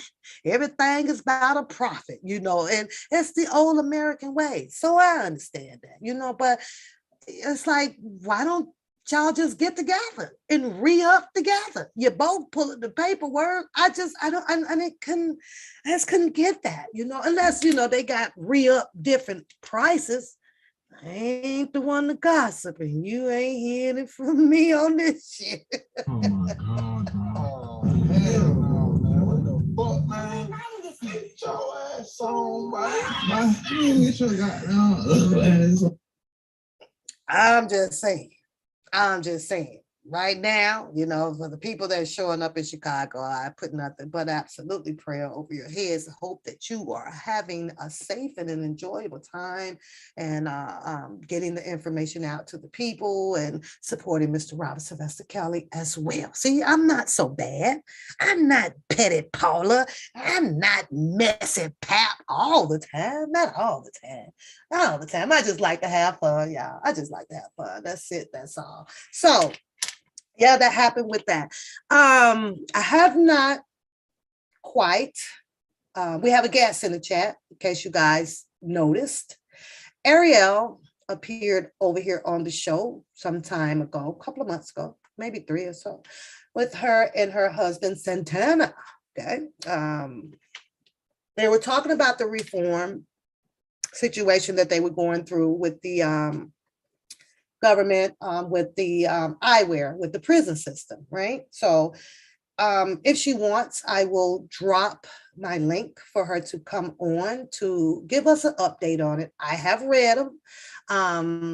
If she prompts me to, as she get into her and her husband Santana new situation, she says, "Give you 20 seconds." Okay, I'm at 20 minutes. All right. She has a new situation that has occurred here, and it had to do with a flight taken using Brussels airline. Brussels airline, I believe, is a foreign over the seas airline flight. So to my understanding, Ariel and her husband Santana is have family members that is based in different countries. I'm just going to give you guys a brief of Ariel's situation now.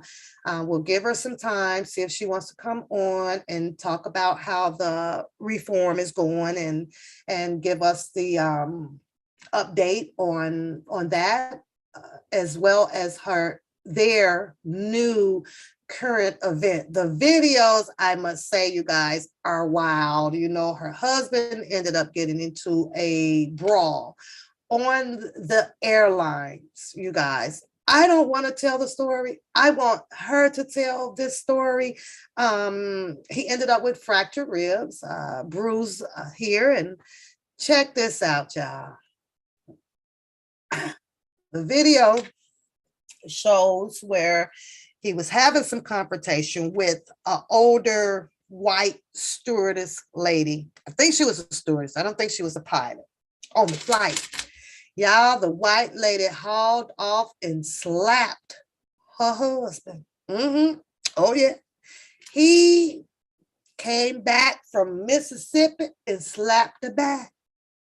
He sure did. So, to my understanding, they are in pursuit of mediation or possibly litigation with this airline craft by the name of Brussels. You saw the video? Oh, you say it was so wrong what they went through. It was absolutely so wrong. However, we'll give Ariel some time because there's one video that her husband is on that I actually had a question to myself, but I was busy, y'all, and I decided to take both of my off days off this weekend. I got a lot of things caught up around the house as well, but I want to hear it from them. I believe that they are probably planning on taking actions and suit or, possibly for the medical bills or whatever. But the story went, as such that her mom, I guess his mother-in-law, was in a seat. And apparently it was a very uncomfortable seat that caused a situation to occur. Her neighbors that was seated alongside her was doing a little bit of touching, pushing, possibly, to make the mother-in-law uncomfortable. And Ariel's husband, Santana, decided to ask for help. Boy, Jason, this is for you. Oh my God, bro. Oh, hell. Fuck, man. Get your ass on, man. You get your goddamn ass on. That's the Jason, y'all. He's still talking about Lisa Van Allen. But he attempted to grab some help, his mother-in-law. He attempted to switch seats with his mother-in-law. The assistants on board did not pan out the way that they would have liked for it to pan out. It went totally left on this flight. So I was sitting here and I'm reading this and I was like, oh my God, like seriously. So I just kind of want to bring her on and we can hear what there is expectations are. You know, they're speaking to attorneys. I think they had an attorney that probably wasn't interested in it. Ariel was getting off the airline flight, and she had her, I think, 3-year-old daughter in her arms. She asked the police officer that showed up. They showed up, I guess, when the flight landed, and they handcuffed her husband and continued to drag him, where he was bruised up a lot more than on the flight. And Ariel needed some assistance as well. Look at Jason. She needed some assistance as well, you guys. And one of the police officers addressed her as such that you can put your daughter down and get your own suitcase and other containers that you have, because I don't work for you and I'm not here to help you, and you know, in some sense like that. So, but y'all got to hear it from her, so we'll give her a minute. Hurry up, Ariel, I got to go make me some goddamn something to eat. I'm hungry out here. Jason. Oh my God, bro. Fuck, man. Get your ass on, man. You get your goddamn So, Jason, I don't know. They're planning on listening to Lisa Van Allen. Jennifer Bonjean is planning on making sure that she is probably excluded. Word on the Curb by Justice for RK has posted up that Michael Avenatti might allegedly or possibly, I'm saying that because I have not seen an actual motion of anything with the request for him to be subpoenaed. So, and I was praying on that. I was like, don't y'all forget about, wait a minute, where won't my thing drop? Hold on. Oh, there we go. There we go. Okay, let's get Ariel in here. But yeah, Jason, they supposed to be subpoenaing Michael Avenatti now. So that's going, yep, I got the link up. So that's going to be, you know, interesting, saying that, yeah, he's supposed to be getting escorted by Homeland Security on over here to Chicago. So like I say, I haven't seen the actual paperwork on it, and I have not. Oh, shout out. Oh, shout out for the cash apps. Shout out for the cash apps. Thank you. Thank you. I'm going to go get my refillable twisters. Okay, Area. Okay, it's up. I'm going to pin it up at the top for you. I'm going to pin it up there, so just in case, so that we don't lose it. I'll pin it up there.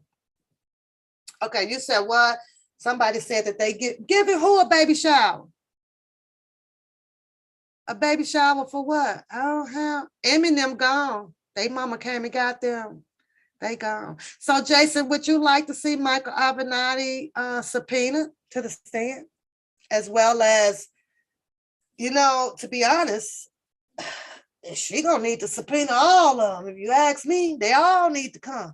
And then, you know, there it got us. Michael Avenatti, Kim Fox, Susan Logan, what's the woman name? Gloria Ari, all of them. All the big top elite people need to come on and get subpoenaed. They all need to come. Jennifer Bonjean needs to get to the bottom of this. Needs to get to the bottom of it. The bottom of it. Yeah. So I don't know. Oh, Jason. What you think, Jason? I know you want to call in. LaShonda Landfair has gotten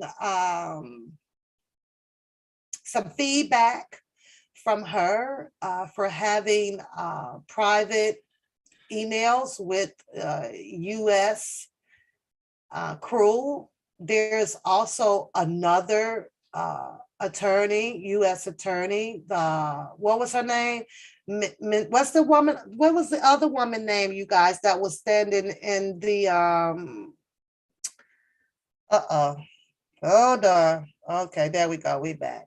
The other one, Menez, is it Menez? It's another one.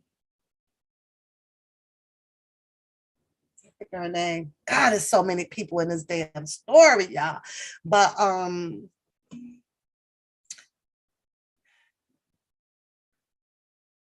Yeah, they found text messages, emails, and things like that. Let me see. I can probably go back to that one. Hold on, Jason. Let me see.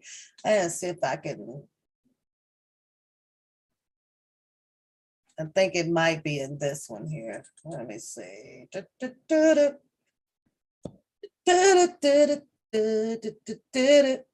All right, you guys. I think we got Ariel coming in, but I gotta find her. So hold on.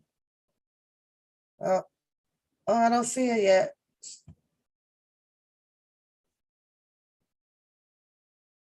I'm waiting to get Ariel in, so give me a second. You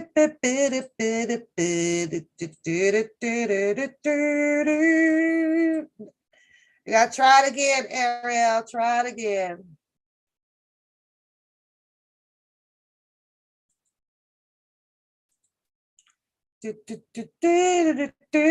Because it jumped back off, so I don't see her.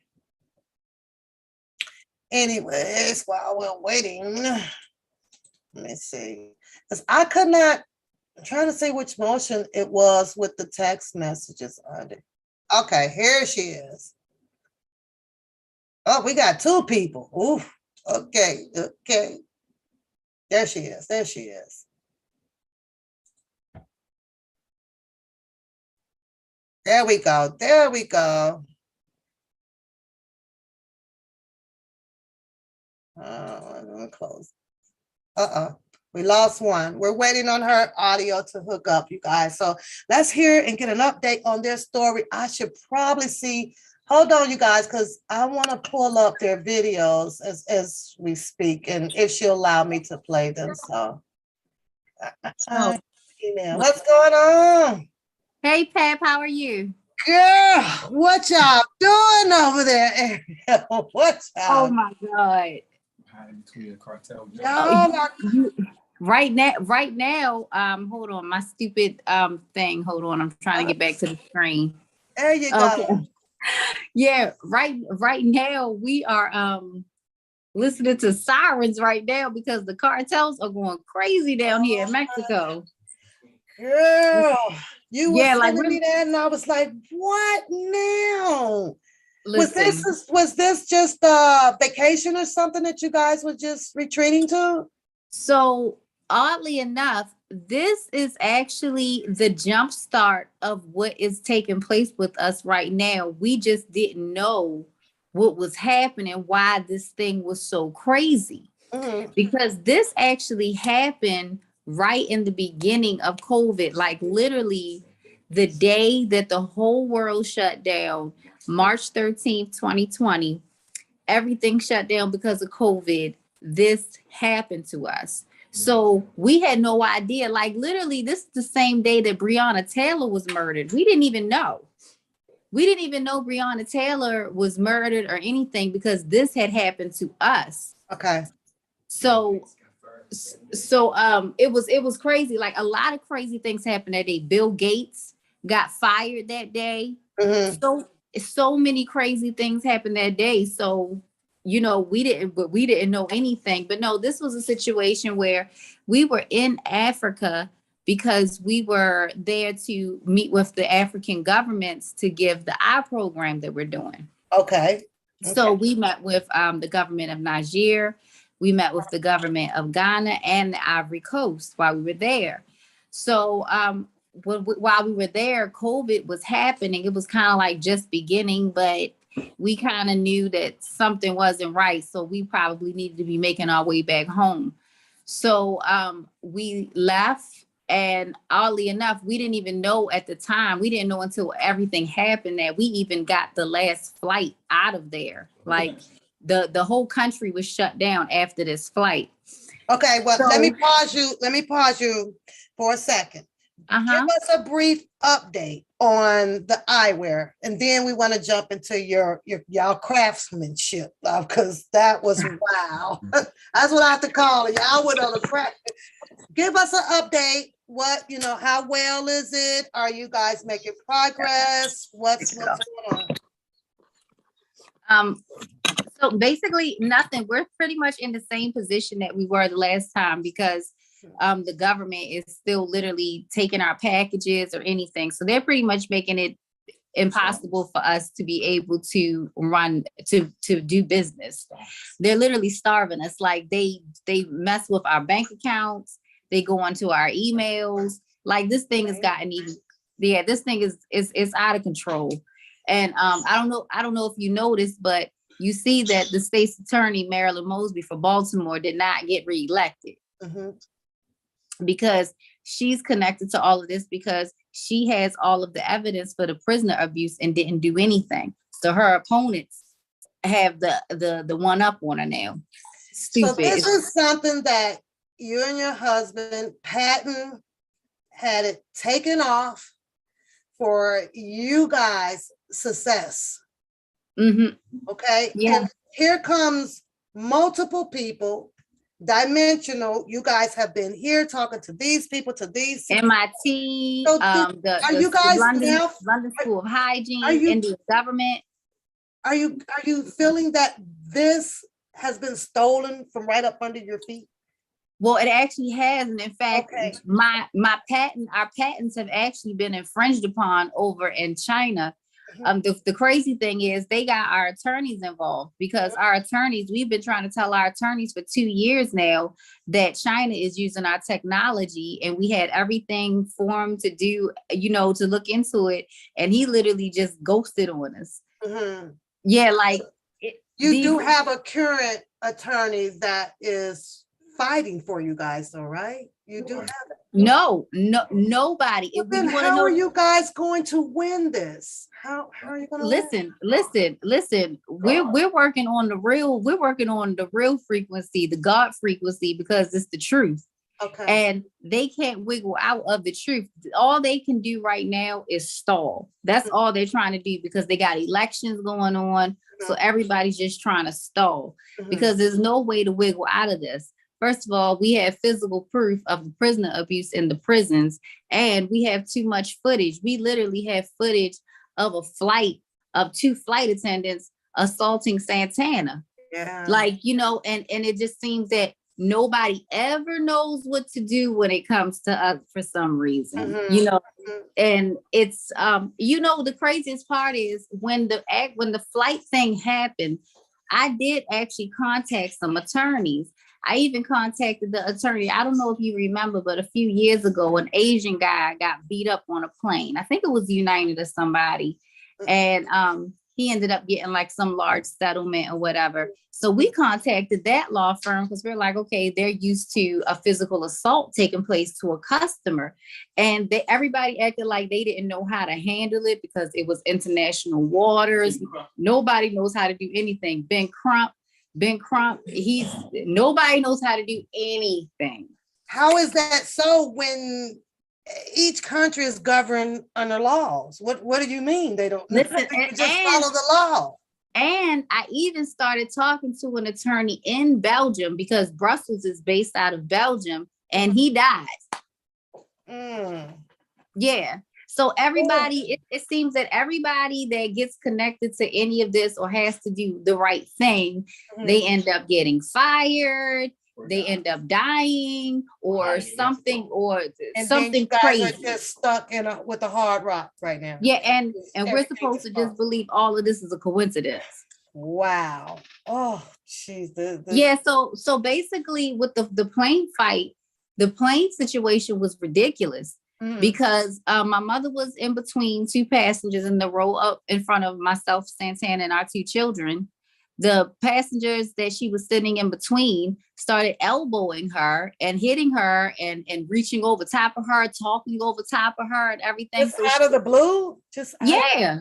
No, well, apparently, and then my mother told me that it had been kind of going on for a little while, but then it got to a point where it was just like she couldn't sit there anymore, because it was nonstop.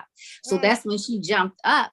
And my mother's 73 years old. So she's jumping up, and she's just like, she grabs the first flight attendant she sees, and it's the short white male flight attendant. And she asked him, she says, can you move my seat? Because these people are so rude. They just keep elbowing me, and they don't care, and they're just so rude. So he told my mother that he was not there to be the police for her. So I go off and I'm like, well, what the fuck are you here for? Aren't you the flight attendant? You're supposed to assure that passengers are comfortable and safe and the seats are properly arranged. My mother's 73 and she don't know the seating arrangement here. So and you have the children seated next to you, right? Yes. Okay, Santana is next to you. Yeah, so Santana gets up and he says, okay, Mom, because I'm thinking to myself, well, okay, after that, he gets up. Right. So Santana gets up and he tells my mother to sit in his seat. So she sits back there with me and the kids, and he was just going to sit in between the people because he's like, well, they not going to do that shit to me. So he tries to get in the row. He has to walk across. The woman did not get up so he could get in. So he's trying to climb across the seat. The guy that was beside my mom that was elbowing her starts to cuss Santana out in French. So Santana's like, man, I don't know what you're saying, but you better figure something out. You better figure out how to talk to me so I can understand what you're saying. So they start arguing. Then another flight attendant gets involved and he's trying to, I guess, de-escalate the conversation between Santana and the guy that was elbowing my mother. Then out of nowhere, the flight attendant that my mom asked to move her seat that said he wouldn't be the police, he goes from behind on the other side behind Santana and punches Santana in his face. So I don't know what it was, but something told me, the spirit may have you, whatever you want to call it, said, pick up your phone and start recording. And I just started recording, and that's when you kind of see all the commotion and stuff. We were kind of in it by the time I picked up my phone, because clearly I don't think that anything like this is going to happen. I fly all the time. Like literally we fly on a monthly basis with our children because we travel a lot with work. Yeah. So, so this even being a possibility is completely out of the scope of things for me in traveling.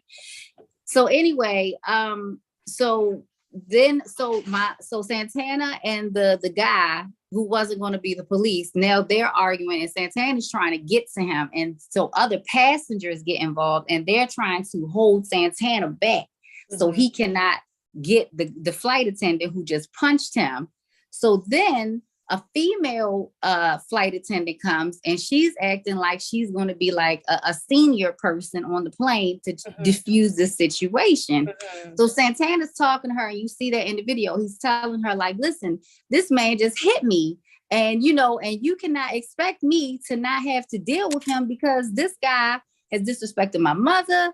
He hit me, yada, yada, yada. So then she tells Santana, you've said enough. You've said what you wanted to say. Nothing's happened to you. Nothing's happened to you. So Santana's like, how the fuck you gonna tell me what happened to me? You weren't even out here. And then she slapped Santana. Okay, if you pause for a second, I want to show the chat the first video, if that's okay, so that they can be all my videos are on YouTube, so I don't care. I don't even know what video I'm just going back. Well, this one here, they're in order. I have the video of the incident, Santana's injury part 2, and okay, so I'm just gonna show the first one. I want to go in order kind of as you talk, and then of course this is the letter that you kind of sent out as an email briefing everybody that starts with, I don't know if this is something because you're saying dear friends. So on this one you sent out to, I guess, Amy. Yeah, it's to a broad audience because we send it out to so many people. To everybody. So, but it caught my attention because I was like, what is going on with Santana and everything else now? And I laid down and I took the time to read it, and it was very, very in-depth about the occurrence of the current that had happened to you guys, and my mouth was like, oh my God. Pat, that happened in 2020. And the thing about it is, we've been pretty much just speak any platforms that we speak on. We pretty much talk about the prison abuse because we're really trying to get the people seen because we survived the plane. Yeah, You know what I mean? yeah, Like we're yeah, alive yeah. and we're here. Yeah, But yeah. the prisoners in jail don't have a voice. So anytime we get an opportunity, so like, no, listen, I could entertain y'all for hours with what has gone on in my life. But no, this portion has just made full circle back because Brussels Airline was involved in this whole thing because Brussels Airline to this day has not even reached out to us for an apology. Not only did we not get a reimbursement I was just about to ask you that. Have they even tried to send a cease and desist on this or anything? Nothing, 100% nothing has been Santana, has your ribs healed up? Not yet. Not yet. They're getting there. Oh yeah, but I mean, no more pain, but they're still a little disfigured because it protrudes out. It's not. It doesn't wrap like how it used to. Baby, I had them. I was helping my mom put some border up in the bathroom, and it was during the winter time. So we suspected, and the doctor suspected that it had to be the heat because the higher you are, heat rises. So, and I'm up there on the ladder, and honey, you know what? That's pretty much all I could remember. My mom said that when she ended up walking past, she just saw me laying on the floor, and I hit my head on the sink coming down, and all my ribs was broken. So I had slammed those too. But what I do remember is waking up in the hospital. I don't remember the ambulance ride. And Santana, when I'm telling you it took 10 weeks, I couldn't cough. I just don't, you can't do anything, right? So they end up, just having me, my mom or whatever would just kind of put the tape. I would use a tape to just kind of make it tight up in there. But woo, Santana, when you sneeze, don't it feel like all your guts just coming out? Like, Lord, it hurts so bad. Yeah, it was rough. It was rough. Laughing. Ooh, But here's the thing, you can't laugh either. Laughing. But check it out though. Yes. So when they came on the plane to get me, the police, they put me in shackles. And I didn't give any problems because I was already in a lot of pain and I could barely walk. Yeah, he couldn't breathe either. So I'm wheezing, can't walk. I'm asking for medical attention. And this clown drags me down the metal steps and literally, dragged me down the steps. His shoes came off. I had to pick up his shoes. Then the clown pushes me inside of the paddy wagon. And what happened to the investigation first? Nothing happened. They refused to look at the video. To look at the videotape the same way the police refused to look at the confession from someone vandalizing our home in Maryland. They refused to look at the videotape. The same way the state's attorney of Maryland, Marilyn Mosby, refused to look at prisoner abuse, although she has 50,000 documents of documented proof of prisoner abuse. They refused to look at it. So do you have an open or a closed case? Is nothing?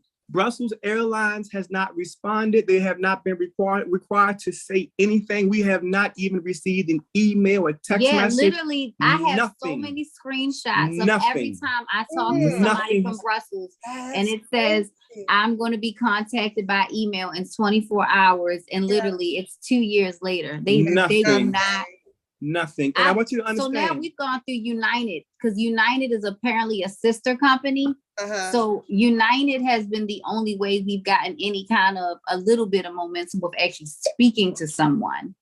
So we're still waiting to hear back from something from that. But yeah, no, their whole thing is they must have something in the queue. Like whenever these people call, just shelf them. Yeah, in fact, if you look at the video, I want you to pay attention to something because these people are amateurs. The people who set this up, this was a hit. This was a public hit that they was going to try to take. But look at the videotape, and anybody with any common sense can watch. You're going to watch a situation where a 3-minute fight takes place. This is a full flight, 300 people, and you're going to see not one single person in a 3-minute fight pick up their cell phone. Now you tell me how a 3-minute fight can take place and not one single person picks up their cell phone. Yeah. Well, we have the only footage in the entire world. That's crazy. I mean, we're talking 2 years ago now, but now everybody's phones come out now. Of course, it's 2020. You would still have expected that since it did turn into a minor brawl. It did. Exactly. You know, exactly. So you would have expected that. And I watched it. Let's show the chat your first one. Let's do that. Because this is, I was like, Centam, what is going on? But you're safe. You guys are safe. Hold on. Let me get it shared up on the screen. I was like, what's going on? I'm thinking that you guys are just out, you know, dealing with your reform and making progress with that and moving on. No, like, we are in extreme danger. Yeah, we are in extreme danger. We're hiding in Mexico right now in between a cartel war because we had to escape America. We're hiding in Mexico. Wow. Okay, let's show the chat what you're speaking about right now. Go ahead. Okay. Put your hands on me. Wait. No. Calm down. Wait. Calm down. You don't put your gun. Calm down. Calm down. He put his hands on us. We're on the airline. This steward is putting his hands on my husband, and he's mad. Take a picture. Okay, go with her. I said, shut the fuck up. Don't tell me what the fuck you need. Put your hands on me, motherfucker. I will beat the shit out of you. I will beat the shit out of you. Call police. where are the police? Where are the damn police? That's me. You better get off. Listen to me. You better get off. Where are the police? You better get off. You better get off. Where's the police? I'm being held by about 5 people right now. Yeah, I see it. I see It's the it. security. Now, who is this lady here? And all he in the had This red? is a supervisor. Who was that? Is that the chief? This the the man guy. that punched me in my face. Yeah, that's the He came from behind me and punched me in my fucking this, face. This is the guy That's the that guy. started everything. Literally, this is the guy that my mother asked, could he move her seat? And he said he was not there to be the police for her. So this is the culprit. He started this entire thing. Did they issue you guys their names and Nothing. Yeah, Nothing. they refused to give us their anything. information. We got nothing. Oh, honey, no. I had to get some names and stuff before I left this flight. I can assure So, you, listen, Pat, it's Well, not with that broken easy. ribs and shackles, it's And tricky. you're in a It's foreign tricky country. with broken ribs and shackles. I Yeah. assure you. And when Okay. I called the U.S. Embassy and let Black people know, all Americans, y'all know, y'all get into some kind of international issues, the U.S. Embassy, like in the movies and stuff, Worthless. they're worthless. They absolutely told me that there was nothing that they could do. They had to let whatever they were going to do to Santana happen, and if he gets out, then they can get involved. Oh, wow. Okay, let's see the rest of it. All he had to do was help. And then you know that if he would have just stepped in and helped, you know, get mother-in-law, you know, situated, make sure that everything in that role was okay, this would have not escalated. Listen, when he punched me in my fucking face, there's nothing we're gonna have a discussion about. It's done. I'm going to do damage to this person. Man, I'm in front of my mother, my children, and my wife. I just fixed preventable blindness worldwide. And this motherfucker gets to punch me in my face in front of my children? No. Fuck that. Was the mother-in-law okay? You guys got her out of Nobody's the way? okay. No, and Nobody's guess what? okay. And guess what, Pat? Nobody's okay. Look at us. You're the only I'm hiding in Mexico because I reported on my government. And I'm hiding in Mexico. No, we're not okay. They're starving us right now. My money was stolen, $363,000, because I reported the truth on the government. This is being done publicly. Yep. So no, we're not okay. And this is what happened. Look at these people in this. Everyone was holding me the entire time after this man punched me in my face because this is a setup. No one picked up a cell phone in 3 minutes. This is bullshit. No, we're not okay.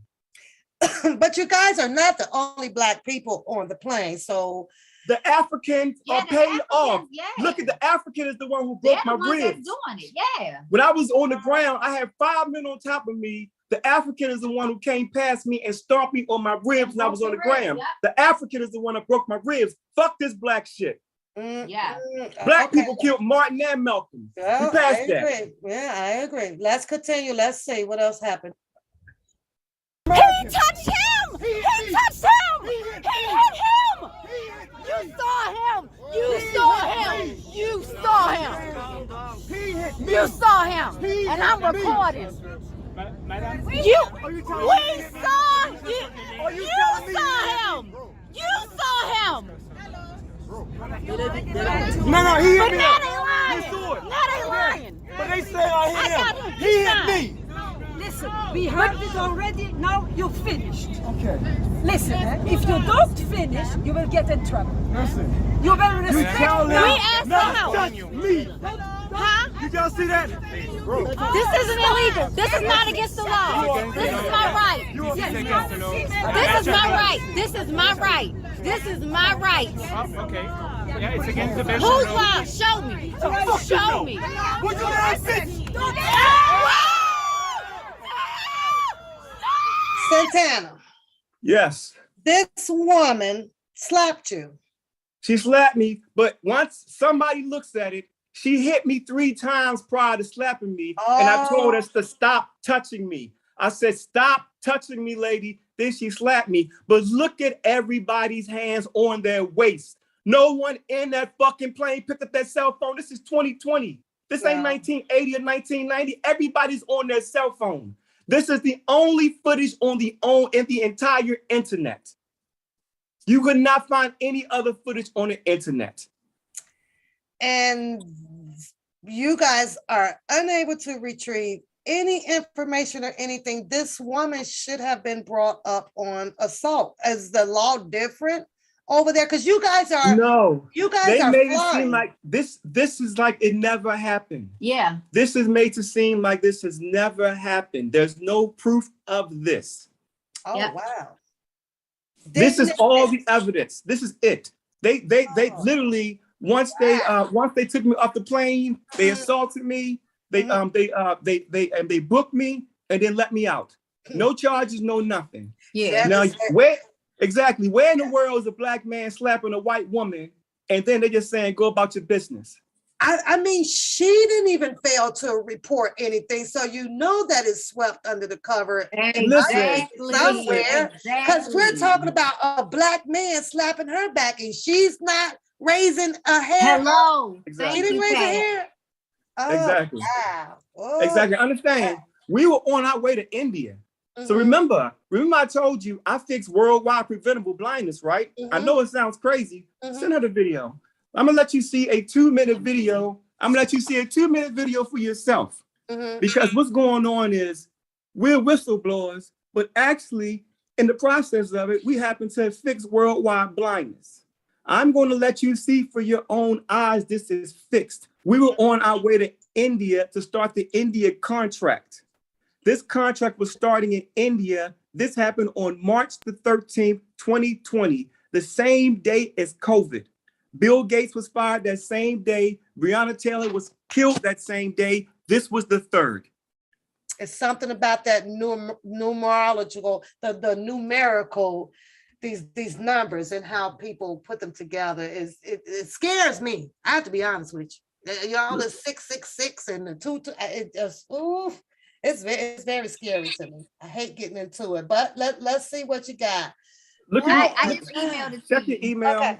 And you That's see for yourself. crazy. I just can't understand. Like, she didn't even want to do no charges. So somebody did say, well, you know what?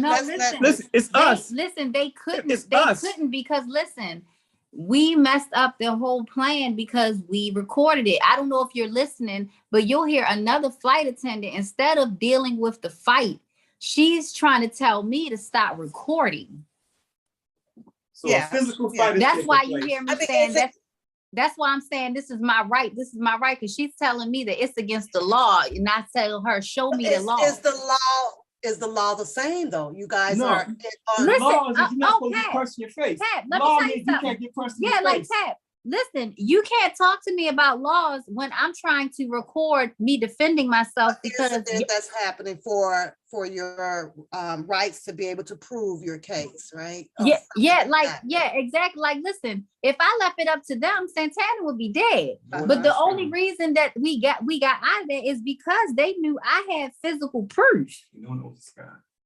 And no one owns the sky. And nobody owns the sky. Nobody owns the sky. Yeah, that's true there. Okay, So we weren't in Belgium. Mm-hmm. We were flying over top of Africa. So no, and listen, nobody's going to convince me to delete footage of somebody beating up my husband, and that's all I have to prove what happened. Nobody's going to ever convince me of that. I don't care what they say. I just, I saw that and I was like, OMG. And because she's wearing a different color blouse than the rest of the stewards, so she had to be the head stewardess, right? And she was a supervisor. And what's crazy is, Pat, I didn't even recognize it because it happened so fast and everybody looked the same to me. So I didn't know who was who. So when she comes to me, she actually came to me later on in the flight. I didn't even know it was her. And she says to me, she comes to me then and says, you know that in Belgium, it's against the law to record people without their consent. And I looked at her, I said, I don't give a fuck. I said, somebody just slapped my husband. I didn't even know it was her talking to me. I didn't realize it until I looked at the video later, like, oh, that's the lady that came to me trying to tell me to delete the video. So then when it didn't work with me, she then wakes Santana up because Santana fell asleep on the plane. When she wakes him up and tells him that if he deletes the video, nothing's going to happen to him. Why would anything happen to him? Why? That's why I said these people were idiots.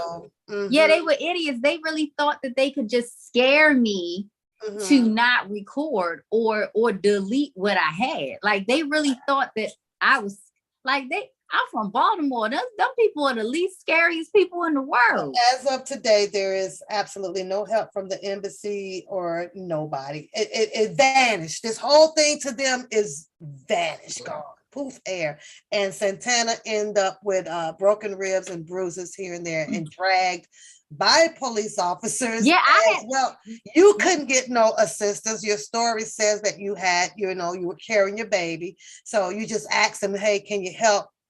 Get my luggage a little bit, and from what I'm reading, they told you to go to hell. Shit, I'm like, Listen, wow. And not only that, but I didn't even send you, but I forgot to show you. Like, I have bruises and I sprung my ankle on that because I tried to jump into the crowd when they all jumped on top of Santana. Literally, 3 people, including the same stewardess who said he wasn't there to be the police, to just move my mother's seat. He grabbed me and dug his fingernail in my arm. Oh, wow. Yeah, like, it was amazing. It's amazing how this guy who was so powerless and who was not going to intervene in anything became all the way physical. Like, he's the first person to become physical. Let's get into your video, then you can tell us what's going on with the iFocus experience. Let's check this one out, you guys. Oh yeah, look at the India video first. So which one? Okay, the gift to India, right? Do that one. Okay. That we're using. So let's start with India, but let's give the entire planet sight, and let's let it all come from the new vision capital of the world. So that's my spiel. Thank you. Thank you so much. I think it's amazing. It's amazing. It's so good. And I think it's so much humanitarian. You're really philanthropic talking about it. I think this will revolutionize the system of prescription also to the patients. Absolutely. And the uncorrected refractive error blindness, which everybody is worried about it now. And then they say they don't have the human resource to even go to the villages to work for it. Right. I think that's one of the major problem solver for it. So as I said, we will, in mail exchange, I'll speak to Dr. Sangeeta. Yes. We will have the first set done, and we will do a pilot first. With that pilot, we will present it to the government and talk about the success stories. Fantastic. I think that'll be the way. That'll be the convincing way to move ahead. However, I don't see there is any doubt in going ahead with it. Yeah. It's then mass production and mass movement which will take it ahead then. Right. Well, fantastic. We look forward to moving this process along. And we look forward to sharing our other technologies because this is the beginning. Oh, and Monica, if you don't mind, could you also send me your email? I don't have your email address. I'll just WhatsApp you my mail. Yes, ID. perfect. Fantastic. Well, thank you for taking the time out. That'll be very good. And of course, we have WhatsApp and we can even call anytime for short questions. I think. Yes. Perfect. Yes. Perfect. Let's do it then. Let's do it. Fantastic. And I'll also have Dr. Sangeeta copied in that mail ID. I'll check for her. Perfect. And I'll ask her because she's the policy maker for Yes. it. Fantastic. Yes, she's lovely. We've met with her already. Yes. Well, fantastic. Well, thank you so much. And Thank you. this is not an accident. You've done the work.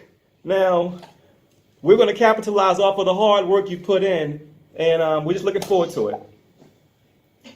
I think this is the best gift you've given to India. Okay, so you guys are getting things moving fast forward over in India. Before Stop. No. The flight stopped everything.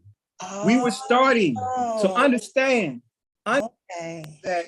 that one second. One second. One second, we'll get together. All right. Oh, there we go. Okay. So no, we had set up shop in Niger. We were setting up shop in Ghana and the Gambia. We were on place. We were getting things in place for us to set up for the entire country of India. 1.5 billion people. That made me the richest person on the planet. 1.5 billion people, eyeglasses and eye exams. That's me. I fixed unrefracted preventable blindness. MIT, Rockefeller, everybody knows it and acknowledges it, but they won't tell anybody. So I was starting this contract with India. They try to murder me to fuck up my contract. I just don't understand that, Satana. If you're doing something to help the vision of humanity, how do you help you? Do you think your government wants to help you? I don't. It just doesn't make sense. You're developing something. You're implementing something to help vision of humanity. Listen, it should be. Listen, why do you think we didn't take any kind of precautions and we went straight to the big people? Yeah, we took it straight to the big people because that's how we thought the world worked too. Wow, this is weird. Listen, I have a video I'll share with you. I'll share with you. You don't have to put on today. Organization called the International Association for the Prevention of Blindness. Their whole organization is for the prevention of blindness. I wasn't trying to sell it to them. I was just giving it to them for free because they can implement it because they're an international organization. They touch more than 5 billion people. These folks hid it. They've been hiding it. So it's not like that you would have been able to knock predominantly a lot of business out of, one, because people are going to shop, where they want to shop, or insurance providers. If, you have to weigh that into It's not about the shopping. It's a career. Yeah, exactly. With this process, I can train a 12-year-old little boy or little girl to do a full eye exam and a full pair of glasses by hand, which means you don't got to send them to school for that. And so if I can teach your 12-year-old to be an eye doctor, why are you going to send them to college? If I'm doing it for free, why send them to college? So I present a problem to the colleges, the banks, the university, the eye care, the whole industry. I'm a problem. And you can be problematic for insurance companies, for I understand it, for everybody. Marquand said that the money is making the glasses and not fitting for the blindness, for blind people. So they're overlooking that. They're looking at you guys making a humongous profit and it's the eyes. It's the eyes. They don't want healed people. They want to continue to collect the money from the people and not even healing them. Temporary fixes. Exactly. The racism, see, is me being Black is just a tool they're using to fight me. Racism is just a tool. If I was a woman, they would be using sexism. But the goal is to control the eyes. Understand the unrefractive error is the biggest, most expensive medical problem on the entire planet. Nothing comes even close. I fixed that. Understand, if someone can control what you're seeing, they can control your reality and your outcome. If someone can control what you're hearing, they can control your reality and your outcome. So if 5 billion people can't have any access to vision care or any type of glasses, then we're controlling people's inability to see, and we're controlling their outcomes. Absolutely. Give everyone the ability to see, then the whole vibration of the planet rises. I was not trying to make money off of this. I was giving this away. So understand that Kenneth Wayne is Vera Wang's brother. He was on my initial board. He's the biggest contributor to MIT when I first brought this to MIT. Philip Thomas was the deputy mayor for de Blasio while he was running for president just now. My technology was in de Blasio's office while he was running for president. So understand that, everyone knows about this. Preventable blindness was supposed to start on March the 13th, 2020. They took a different path and they decided to give us COVID. But understand that I'm gonna send you all the emails for all these things. No one was supposed to go blind anymore because now everyone should now get a pair of glasses instantly for 10 cents. Everyone in the world should get instantly a pair of glasses for 10 cents. There's not enough doctors to see all of us. So we create a position to give everyone a job. It's called a CSG, Certified Sight Giver. I train an illiterate 12-year-old and teach him to be an eye doctor in 2 hours for free. So if I have a 12-year-old who can now do eye exams and make glasses by hand, he and she can't be exploited anymore. They don't need the system. They can be productive to the system, but the system needs you to depend on it. And this gives people the ability to get off of the system. That's a problem to the system. So you guys are going to continue to try to develop. You're not gonna stop, are you? Because we can't. But you're in for one hell of a fight, though, Ariel. We know. We trying to tell you. We said help. We said help. We've been kicking our ass, and we're doing everything. We're on y'all side. We're on y'all side. Y'all need to be voting for us. That's what we're saying. We need help. We need your vote. We need that energy. You know, we need that energy because we're doing the real work. We're really talking about what's happening to the people in our communities inside of these prisons. We know that these prisons are it's savage, it's barbaric, it's inhumane, and we all know it. We know that they need to be all reformed and turned into true rehabilitation places where people can produce good manifestations, and when they leave there, they can come out with better intentions. But you're not said to stop giving everything away. Why do you continue to give everything away? Because it's going to come back. Listen. And because when all this went down, we knew the government was going to do something. Yeah. So what we did is we went out and bought $20 million worth of supplies and lenses and frames and optical equipment so we can donate to the various countries. As you've seen, you saw that we supplied the Gambia, Ghana, Australia, Mexico, Belize. Oh, listen, you know the Killer Priest podcast? There's a guy on there by the name of Martin Snare. They call him Minkepera. I donated $3 million to the Compton children. This nigga stole the money and bought a damn Tesla with it. And he's a Black Panther. And it's like, God damn, it's like they stealing from us. We're stealing from each other. Yeah. Like this, we had a big thing to do something live. We were doing the jobs and giving glasses on the podcast and was doing a big thing and was giving the children in Compton jobs. And I paid for all of it. The niggas took the glasses and stole the money and bought a Tesla. And it's like, man, you just stole a whole generation of wealth for your community for a Tesla.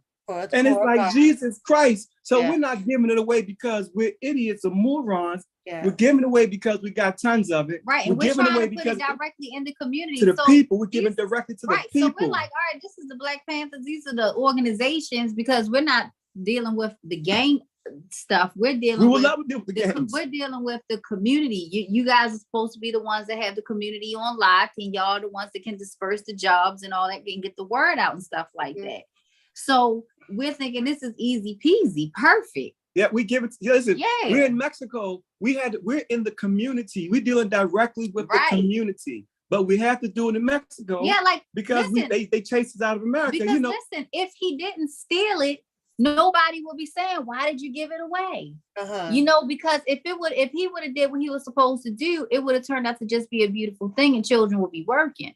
Right. But because he didn't do that, it's, well, why y'all give it away? And it's like, listen, it should have been a beautiful thing. It should have been the beginning of rebuilding Compton. You know, but that's not what happened because an idiot decided that a Tesla was more important. Let me see, Santana, can you show the chat? Does he have a few of the eyewear there with him? Yeah. We have tons of it. I mean, you guys have the black ones on. He has some with color or so. So let's just say we have a few individuals in the chat that say, well, and I remember Santana saying that all we had to do was just send out the prescription to you guys.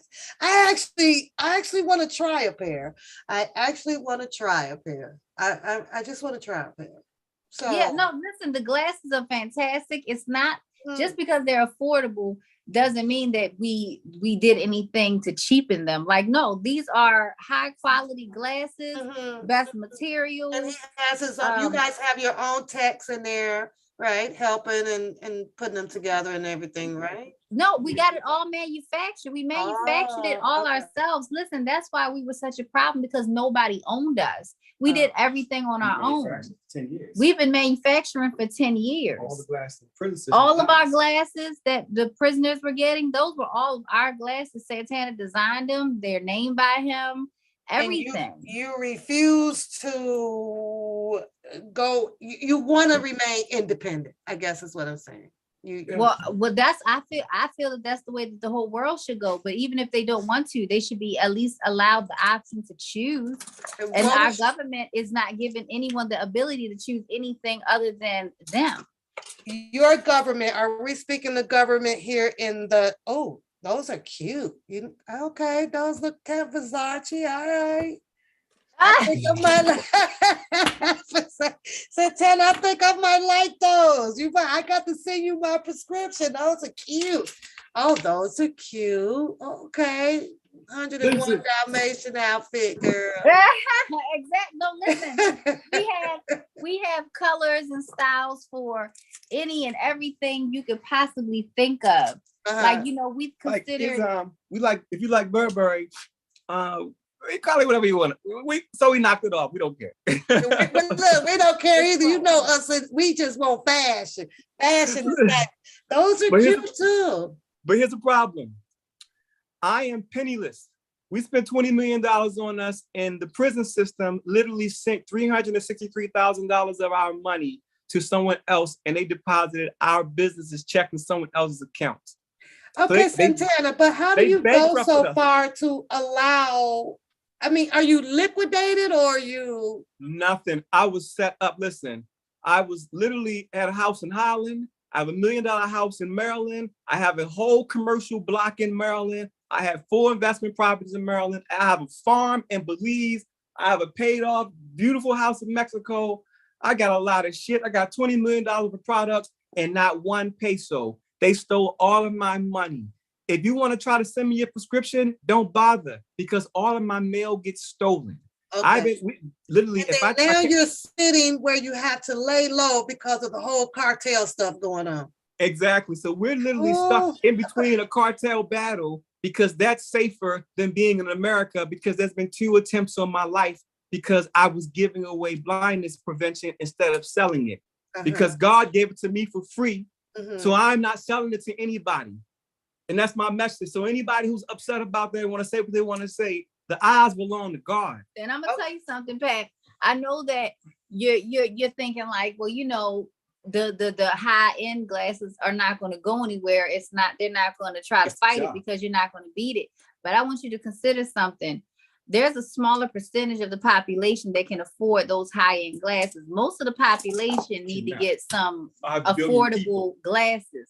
And they're already getting the cheapest ones that they could possibly get right now with their insurance. So just imagine you're a person, and people usually want at least 2 pairs, but you don't want to just get 2 pairs if you can get a complete pair for $25. You want to want every color. You can get every color you want. That's right. That's why you gonna send me them Gucci looking pair. Yeah.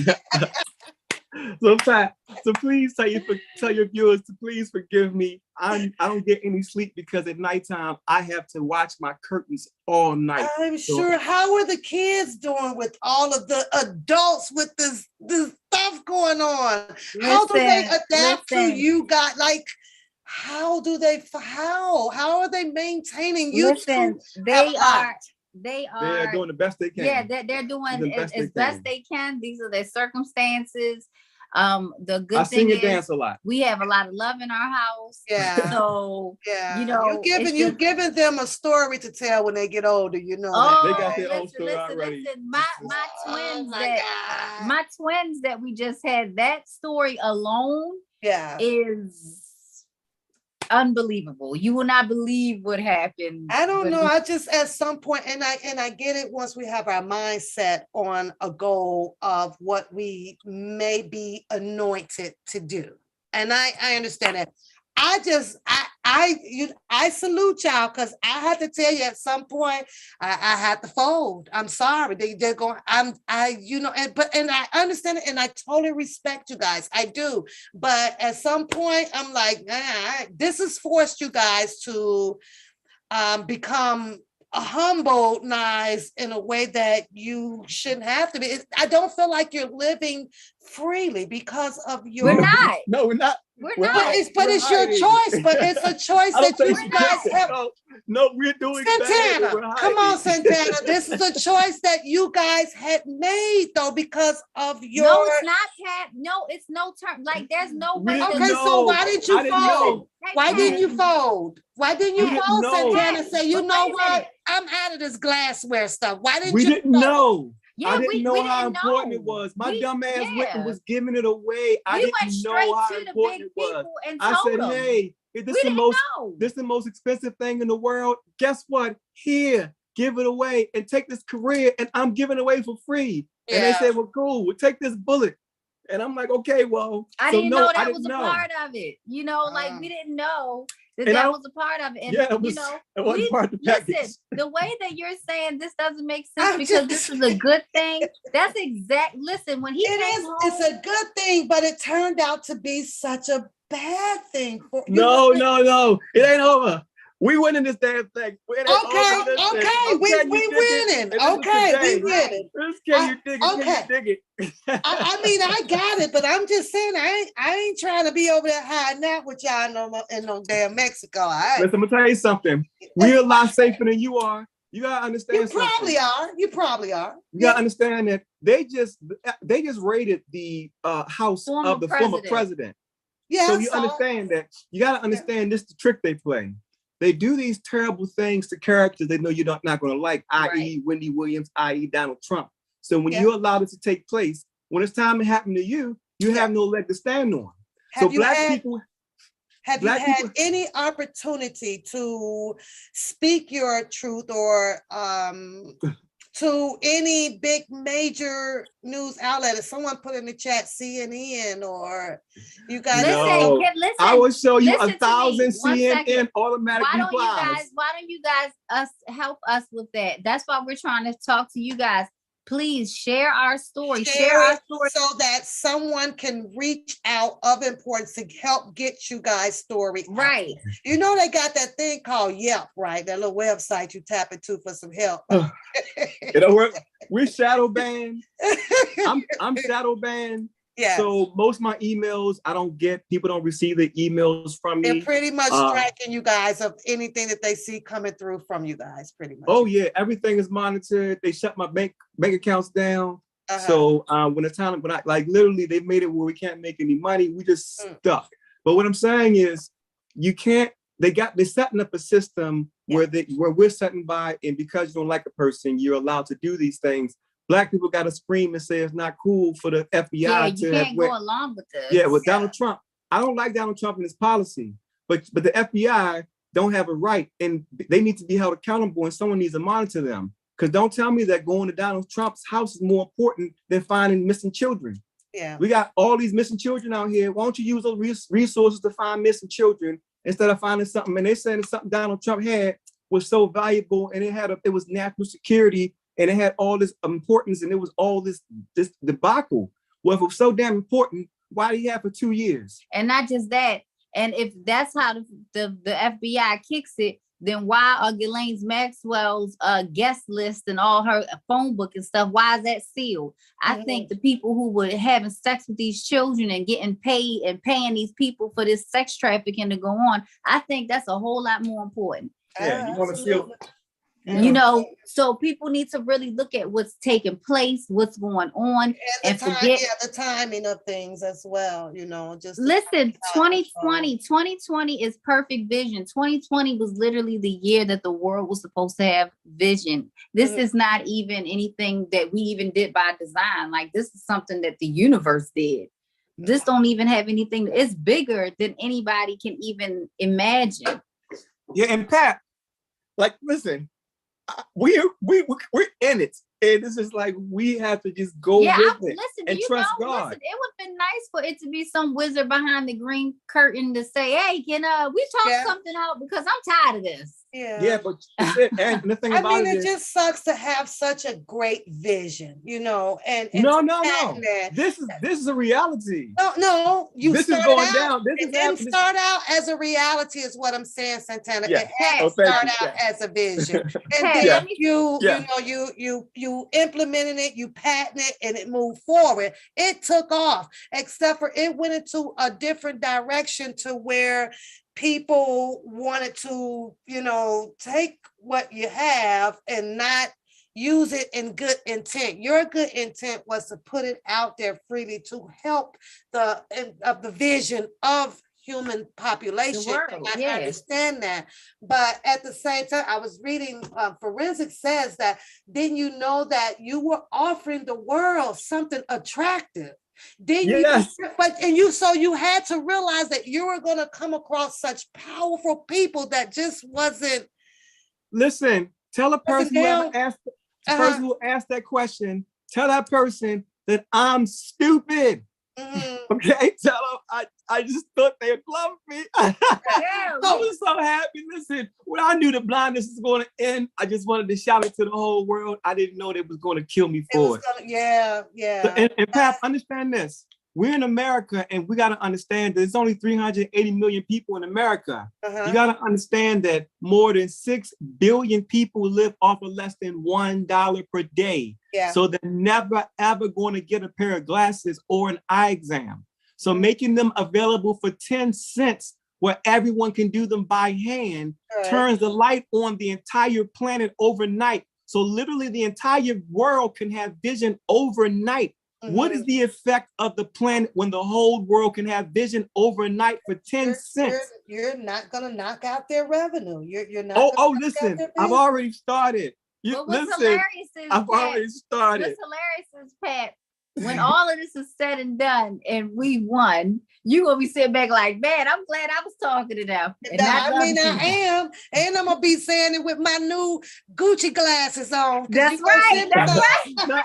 No. We don't put Gucci on them. We knock Gucci off. We're going to put Pap on them. We're going to put Pap on them. Okay, I'm going to wait for my Pap glasses to come. That's right. What's your favorite color, Pat? Red. Don't you see my red? My red. Red. Red. I love my red. Anyways, you know, I love what you guys have done. I love your vision. Girl, go put them in the pill. Go drop them in the box. I could get those in about 3 weeks, right? Because you guys are over. Okay. I don't know. So, but I thank you guys for coming on. You got to keep me. Thank you for having us. Oh, girl, yeah, those straight rock my wear. That's what I'm gonna rock my wear. I like those too. Santana, I think that you have done a marvelous job. I like your vision. I really do, especially if it is used to help people to see better and have fashion with it. But I'm sorry that you guys are having to go through this. No, listen. Well, you know what, Pat? This is our song. Do you realize that Oh yeah. this is our job?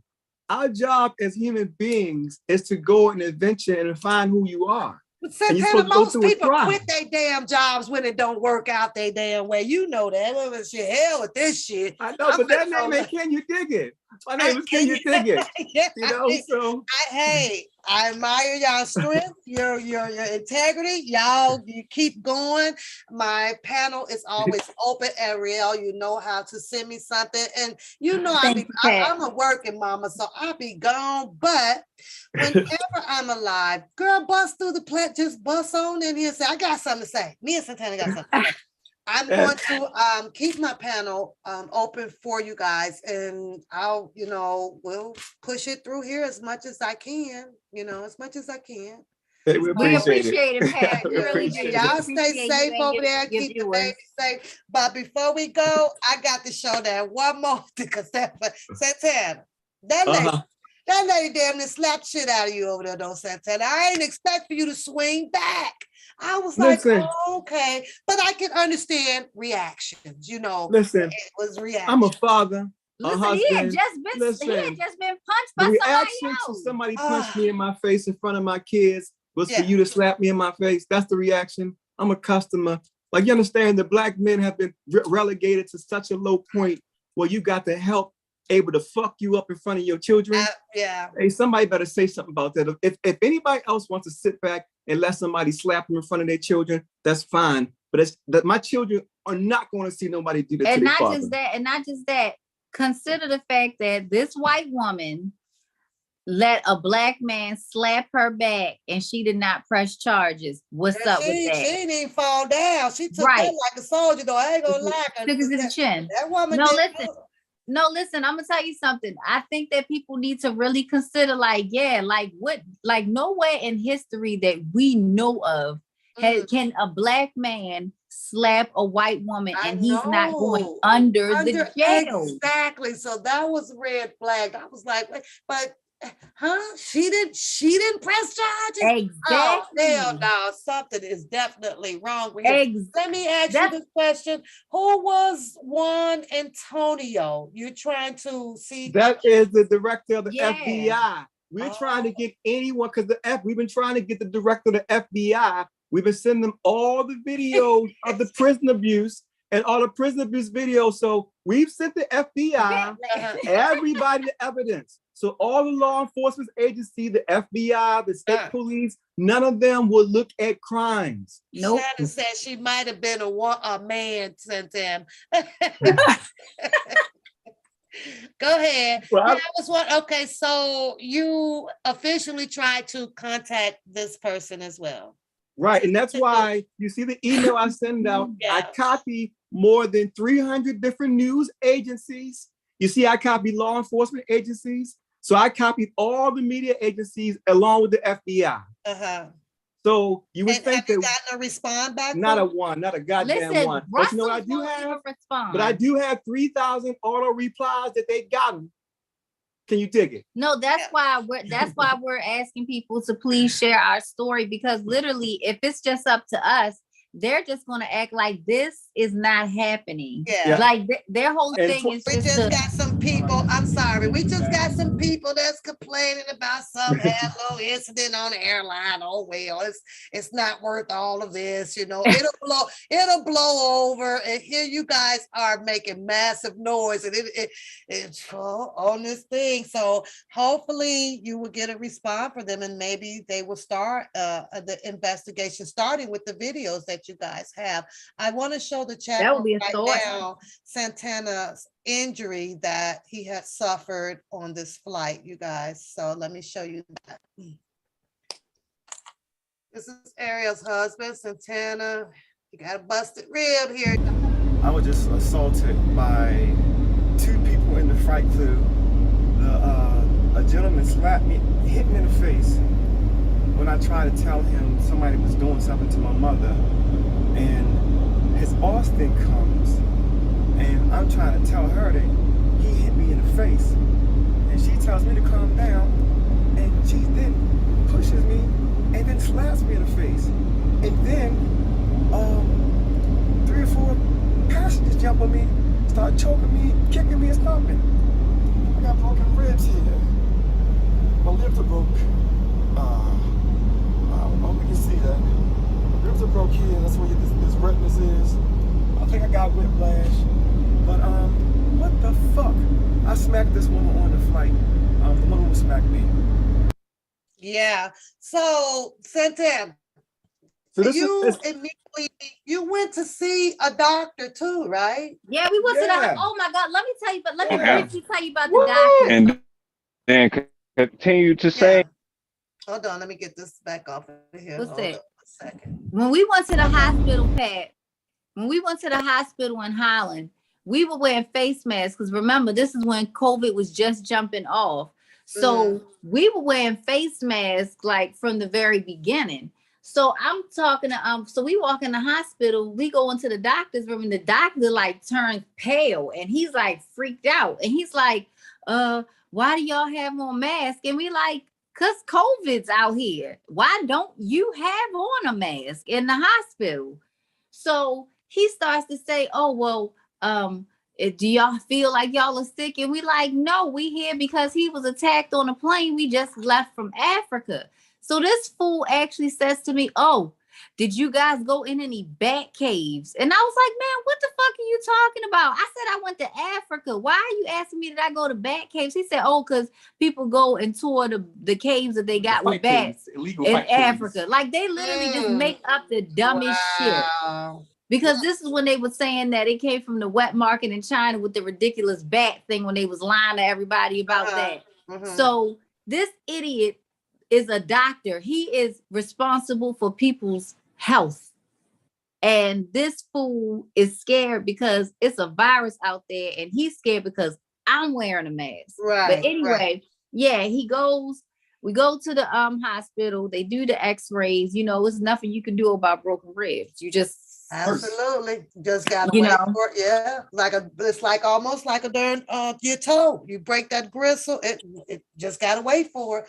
Yeah, you ain't gotta tell me about them ribs, girl. Ooh, baby. Yeah, so that's so he went to the hospital for all of that stuff. It was so crazy. Like I'm literally just being able to even watch the video because it was so traumatizing because I could not believe even what happened. And that's what I was saying. We weren't even being able to process what happened until recently when we're looking at things and we're like, wait a minute.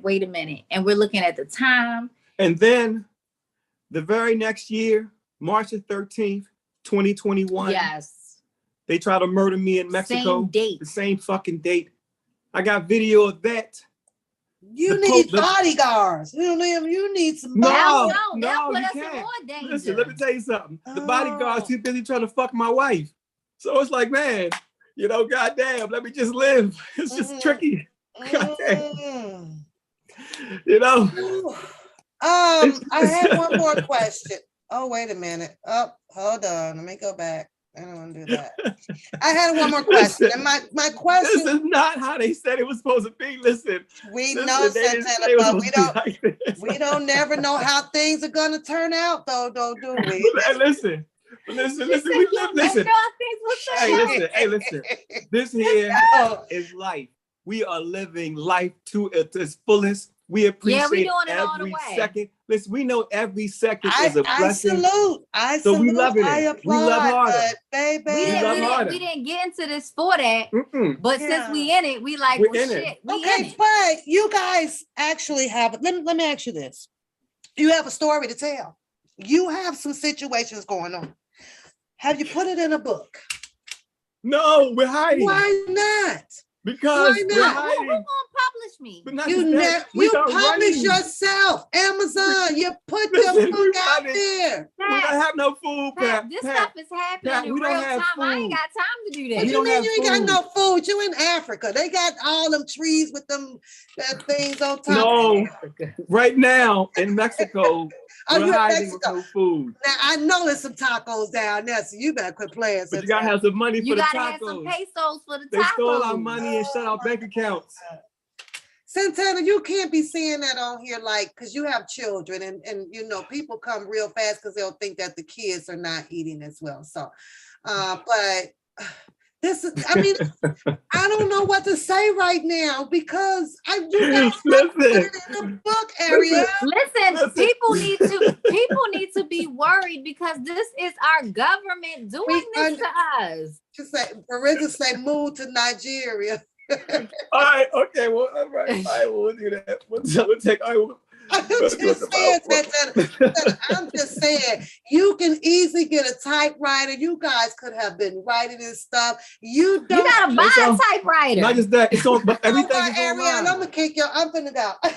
Listen, it's online. It's online. We got so many videos online documenting everything. We video. Yeah, and if somebody want to write our story, they can tell you get us in contact with us. Yeah, look online. If you doubt anything we say, we'll send you a video of every incident. Listen, Pat, you don't even you're just getting pieces. Like, understand that because we're dealing with the prison stuff, we didn't even tell you that we had been attacked on a plane. That had happened before.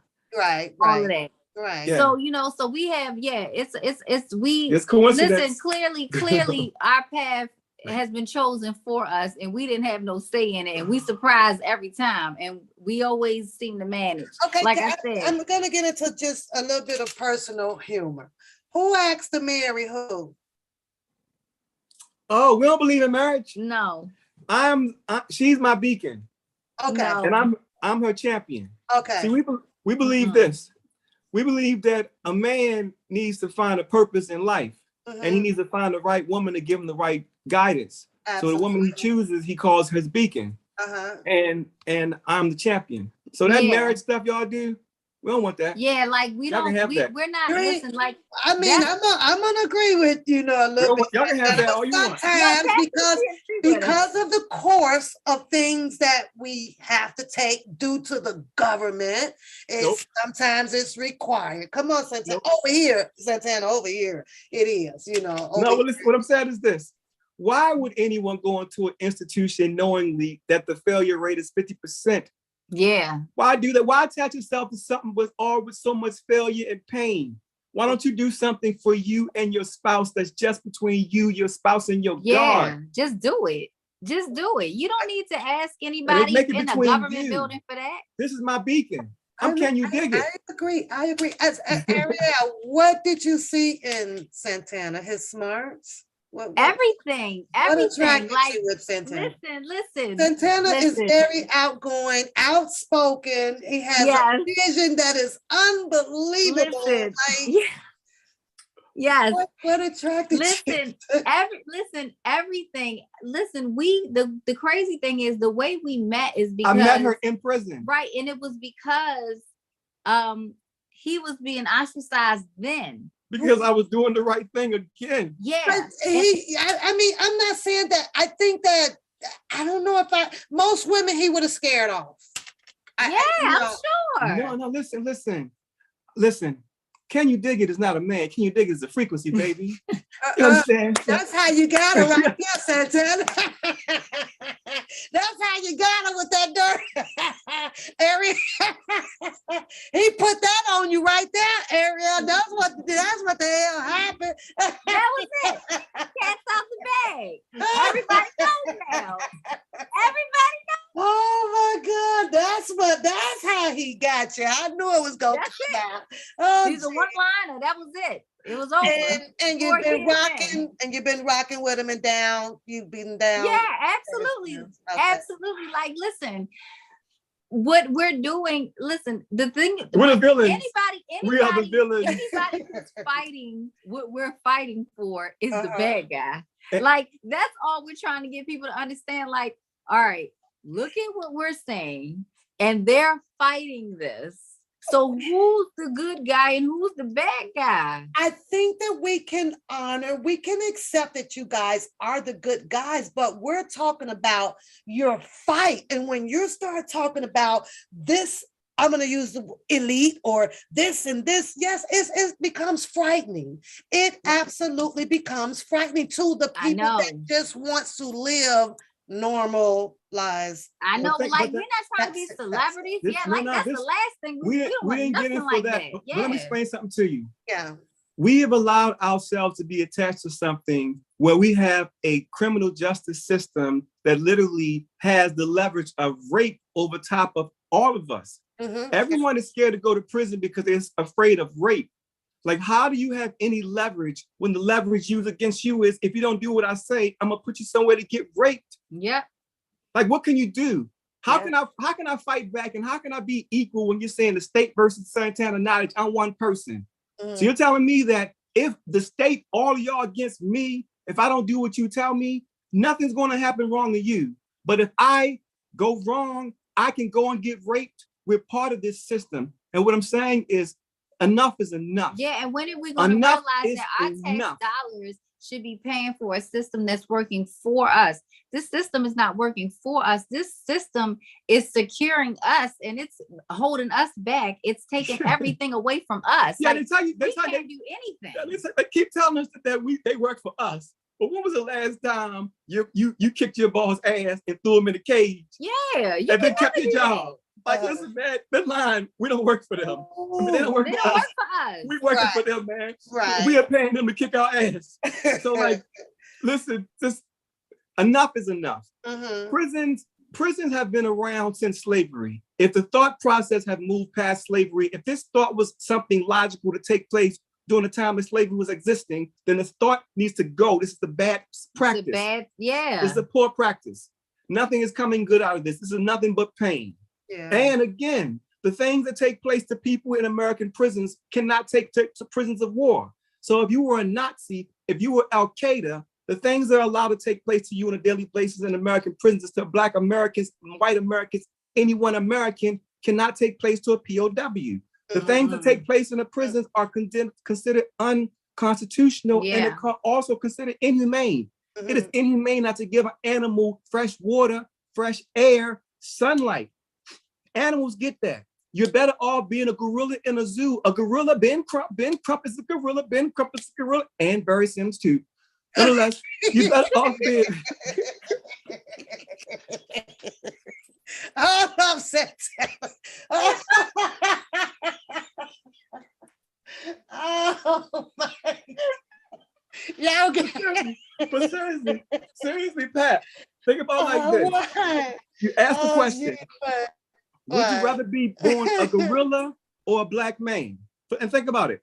If you're a gorilla, the odd chances that you get thrown in a cage and put in a zoo are very slim. But if you do, you will get fresh water, fresh air, in the sunlight.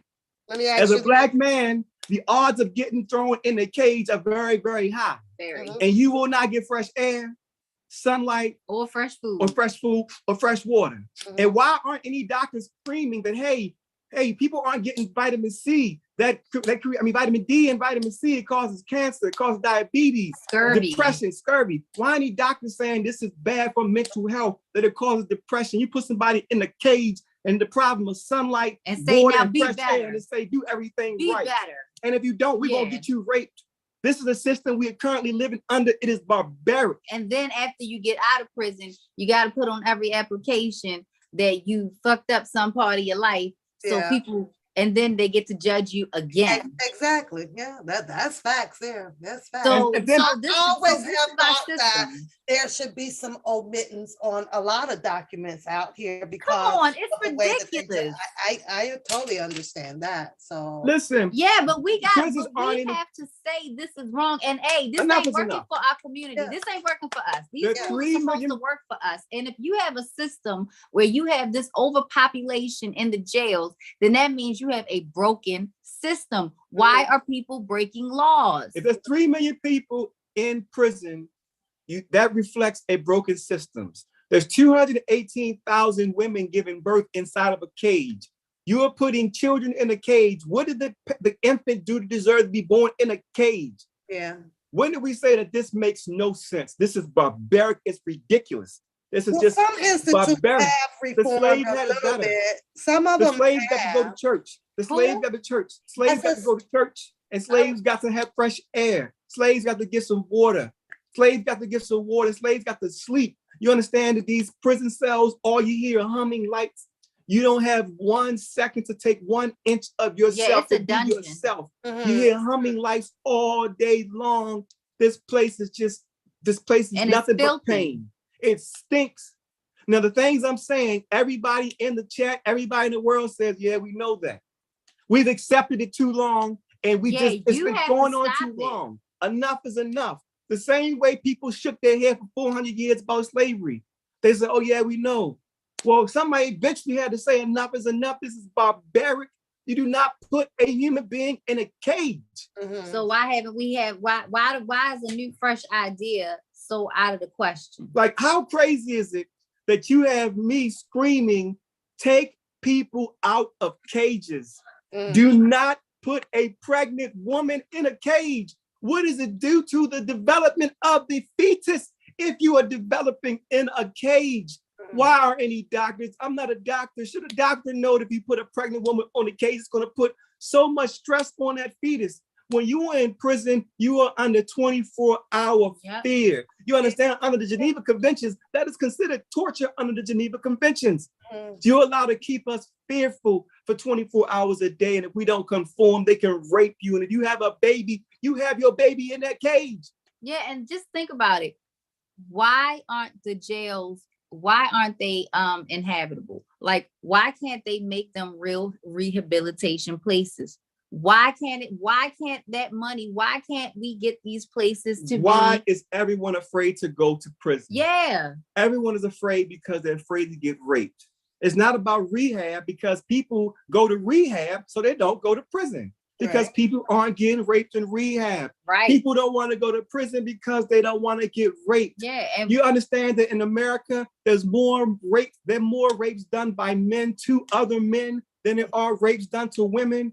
There are more men raped in America than women are because of the number of rapes that take place in prison. So understand there's more than 200,000 reported rapes of men in prison by other men, which means that it's unreported by 5 times. So understand that there's more men being raped right now in prison right now. Mm. If you listen, that's the reason why everybody take plea bills. The plea, we take they these don't plea want to go bills. to jail and get Like, raped. no, listen, yeah, I'll take the lesser charge because if it's a chance that I can go and get raped, you mean that if I'm late on my child support, I can get raped? You mean if I ain't pay my taxes, I can get raped? Absolutely. The crime don't fit the punishment. If I rape somebody and then you say, There's well, I'm gonna always put a you in to get raped, that's Yeah. something else. But if I just, if I stole a CD, I shouldn't be raped. Can you dig it? Yeah. We could I'm do- sorry. and I'm your sorry. I don't politicians- sleep. I don't get any sleep. And your because- politicians, when they get arrested, they not going to those prisons that they throwing us in. Mhm. They go to country clubs. Yeah. So why can't we have facilities just like that? Y'all already know how to do it. Why can't that be everywhere? And we do state and federal prisons. So Yeah. don't think this was just statewide thing. I handle state and federal prisons. Yeah. I complained on both. Gotcha. And I don't regret it. Okay. Even though I'm eating peanut butter sandwiches and my lips is chapped. Listen, everybody seems to be Listen, really happy I like about. peanut butter and jelly, okay? But Don't- just think don't do about that. it. How many people in the chat and how many people that are going to watch this were so happy to know about the 4th of July, Independence Day. Weren't everybody really happy that people came together and say, you know what, this is the day that all that shit gonna stop. Yeah. Well, you know what? We're living in the current day when y'all can say, hey, this is stupid. This is not going to continue. We're going to stop. Putting a human we have the power and the ability to do that too. Don't think that it had to been some old ass white president that had to have done it in the past for it to work now. No, we're here, we're living, we're breathing, we're living this existence. We got to survive this. So it's time that we take some say-so, take the steering wheel and say what we need and what we actually want and what we don't want from them anymore. Can you dig it? And understand this. I think that every single human being can agree that you do not get a better human being after you place it inside of a cage. You're not. Like, once you put something inside of a cage, nothing comes out of a cage better. Yeah, and they already went in on a bad frequency. Nothing Something comes bad out already of a cage happened. better than it went in. Can we agree that So if you put something in a cage? Are we trying to fix something? I agree with that. I can agree with that. It comes out totally different. I agree with that. Yeah. So, think about what would happen if that person got some nurturing and some care and some knowledge and some clean food and some fresh air and some sun and some time to think and figure things out. Well, think about this. What would happen if somebody threw you in a cage? How are you coming out? You're forever changed. Yeah. I'm forever changed going on planes. Yeah. I was attacked and my ribs are broken. I'm changed. I can't help it. But when someone throws you in a cage, you are forever changed. And I'm not changed in a better way for it either. I didn't become more brave to get on planes. I'm scared to get on planes now. So when someone throws you in a cage, you don't get better and stronger at cages. It takes something from you. Yeah. Exactly. Yeah. Exactly. And we have a legal system to tell you that not only are we going to throw you in a cage, you will not get access to the sun that we need as human beings, especially if you are melanated. And listen, and don't listen to these fake politicians because you're going to hear the word prison reform thrown around a lot. Everybody's acting like they want to do something about the prison. Nobody's doing anything about the prisons. None of them are doing anything. That's how they try to get your vote, because they make you believe that they're going to do these things. How many times are y'all going to get fooled and tricked? Look what happened with COVID. Look at what they've done. The world agreed to do this. They all got on board. So it's us against them. The U.S. ain't United States. It's us, the people. Yep. And listen, you are not going to get anything better after you put it in a cage. I promise you. Never. It's never, ever going to work out that way. You throw any kind of human in a cage, it's not going to come out a better product. I promise you. You take something away from people. And that's all it's about, is taking away from people. And when we sit by and go along with it, then we become a part of it. Yeah. And we got, and it's, listen, just think about it. They poison us with our schools. They poison us with the medicine. They poison us with the food. They poison us with the water. And all of these things are happening because your government is in control of it. If we were just dealing directly with farmers and people who have springs where we could get our own clean water and our own fresh food and everything, we do not need this system to do anything, because when their hands get in it, we get sick. But here's what I'm saying. We need a system. So what I'm simply saying is this: we just need to, if there's going to be a system in place, let it be consistent, and we just hold the system accountable and make it follow its own rules. Right, because at some point the system has to answer. Who does the system? Right. And the system is supposed to answer to us. Right. So that's what we're trying to get people to get across. They're supposed to work for us, and they're not following any of the rules that they have in place. And they have agencies to investigate themselves. And it's like I say, it's like a sister calling her sister when she gets in trouble. Yeah. No, we need to be looking over these things. The public, we need to know what's taking place. It shouldn't be secrets against society. Right. We're the ones that have to live with the results of the poor decisions that these administrations make. So we should have some say-so in these things. We should have some say-so when somebody says, hey, do you want to send $43 billion to Ukraine, or do you want to send $43 billion to the homeless population here where you live? Or would you rather the FBI raid Donald Trump's $1 billion mansion or find children? Why don't we get the FBI we to should find the be able children? to say something. Why don't we because get them I to find the assure you, children? our civilization will look a whole lot different if the people who are living in it and are affected by it have say so in it. And understand this.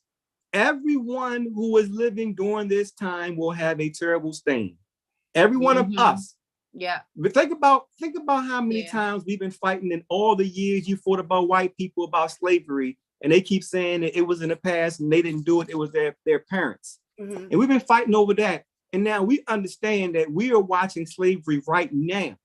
And everyone on this panel knows that prisons are slavery, but are doing nothing because they feel powerless. Yeah, because this but is that nothing allows we can you, do. but that lets you know that white people back then felt powerless the same way we feel powerless right now. Yep.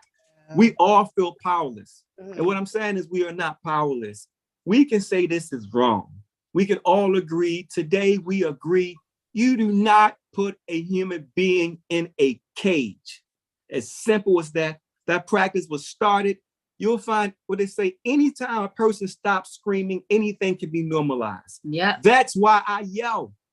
I scream because you do not normalize putting a person in a cage.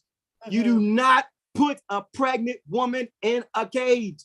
You mean there's no better alternative than putting a pregnant woman in a cage? And filth. We can't normalize that. So I don't give a fuck if they don't like my language or me yelling. I'm not normalizing you putting a pregnant woman in a cage. Do we not know that that's detrimental to the health of the child? Yeah, why? Where's the doctor? Where's the psychiatrist at? Where the psychologist at? Where the doctors at? Where they telling us to say they need fresh air? But you know what it gets to do? It gets to feed that cycle. So now the baby. Absolutely. It's gonna need things, and it's gonna need this, and it's gonna need that. And they, exactly. And guess who was gonna be dependent adult, on? The government. An adult, and now let's institutionalize this one. There you go. It's just a cycle that we have that we really definitely need to stop. Yeah. Listen, don't forget. It needs to be abolished. More importantly, the most important part, don't forget, they take that baby from the mother. Yeah. So don't forget about that. Don't forget that they take the baby. They make the baby come out in the cage. Because the mother is no longer fit of some, but you designed this unfitness from someone that you threw in a cage. So we because she drove her car too fast or didn't pay her taxes, someone gets to snatch her baby, huh? Does that make any sense? Yeah. Someone should be able to snatch her baby if she snatched somebody else's baby. Yeah.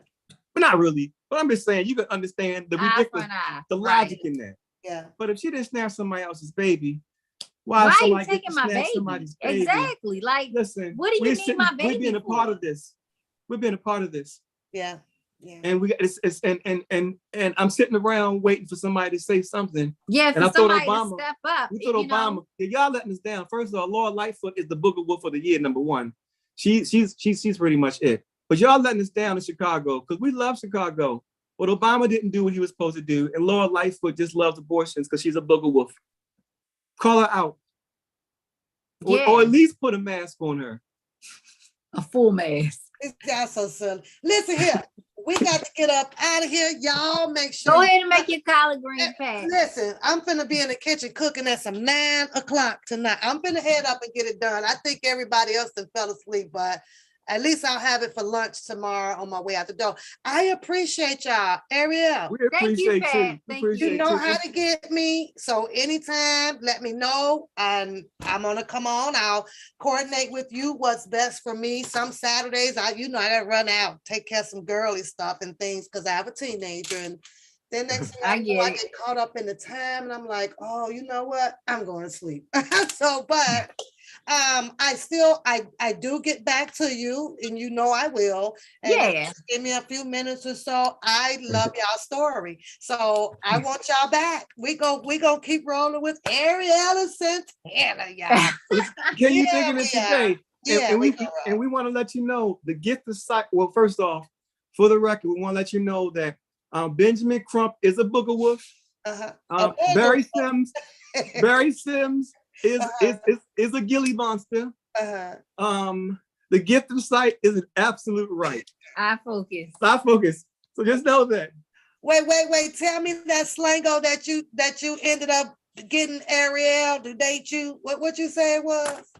Oh, can you dig it as a frequency, baby? Can you dig it? Yeah. You know, I'm saying. That's it. That was Let me see the book thing again, Ariel. Oh, yes.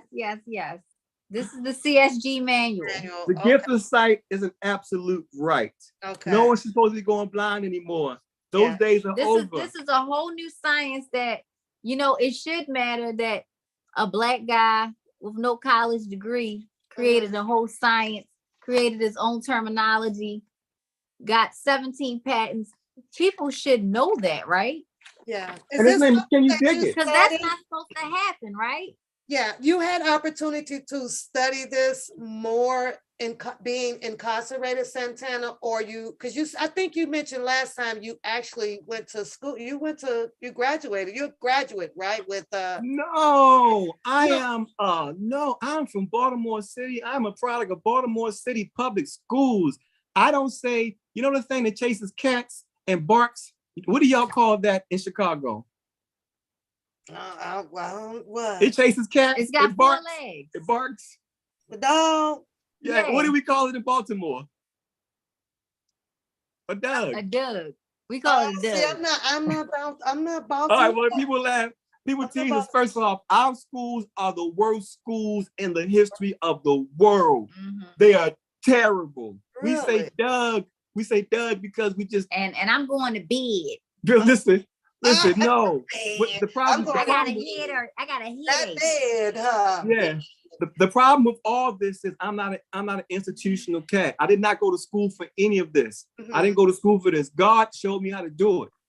So God showed me. He didn't teach the cats at MIT, Harvard, or Oxford who studied their whole life. No, he gave it to a cat out of Baltimore with no education. Mm-hmm. So I'll show you videos of me in London teaching the folks in Oxford how to do it. Yeah.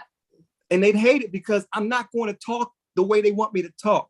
I used to, but I'm not going to do that because I want everyone to know that they can make a difference and they can hold on to their truth.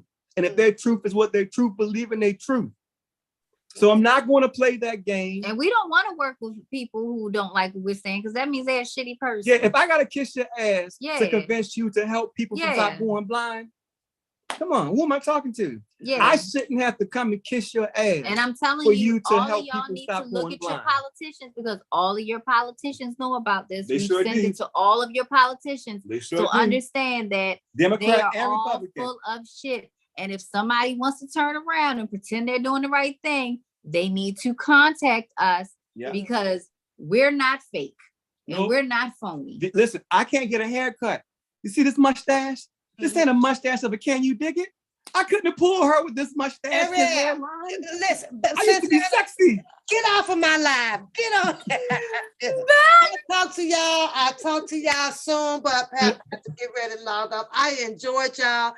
We enjoyed you too. You have a good dinner pack. Make sure you keep me updated with your emails and stuff. I will. Santana and Ariel, you guys, y'all give some thumbs up for them. And hey, I'll see y'all soon. Good night. All right. Get that haircut, Santana.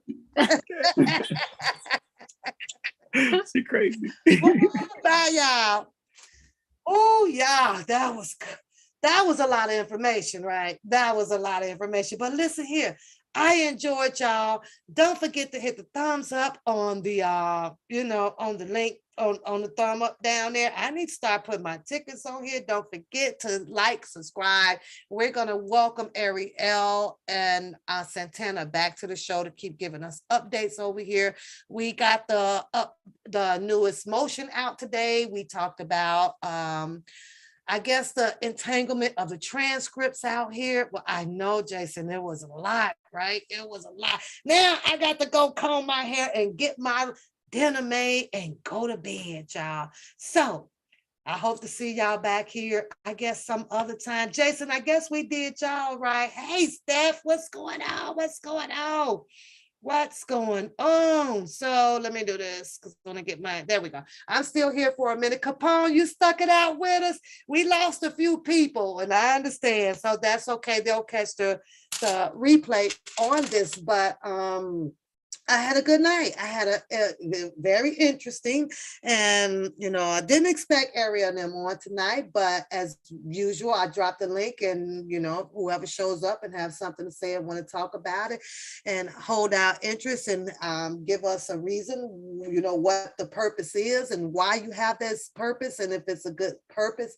One Papoose is a channel that is delighted to share and pass on the information. So, with that being said, we've done a lot. Shout out to everybody that contributed to the Cash App today. I appreciate you guys. So you will be hearing me smacking over here back on my Twistlers.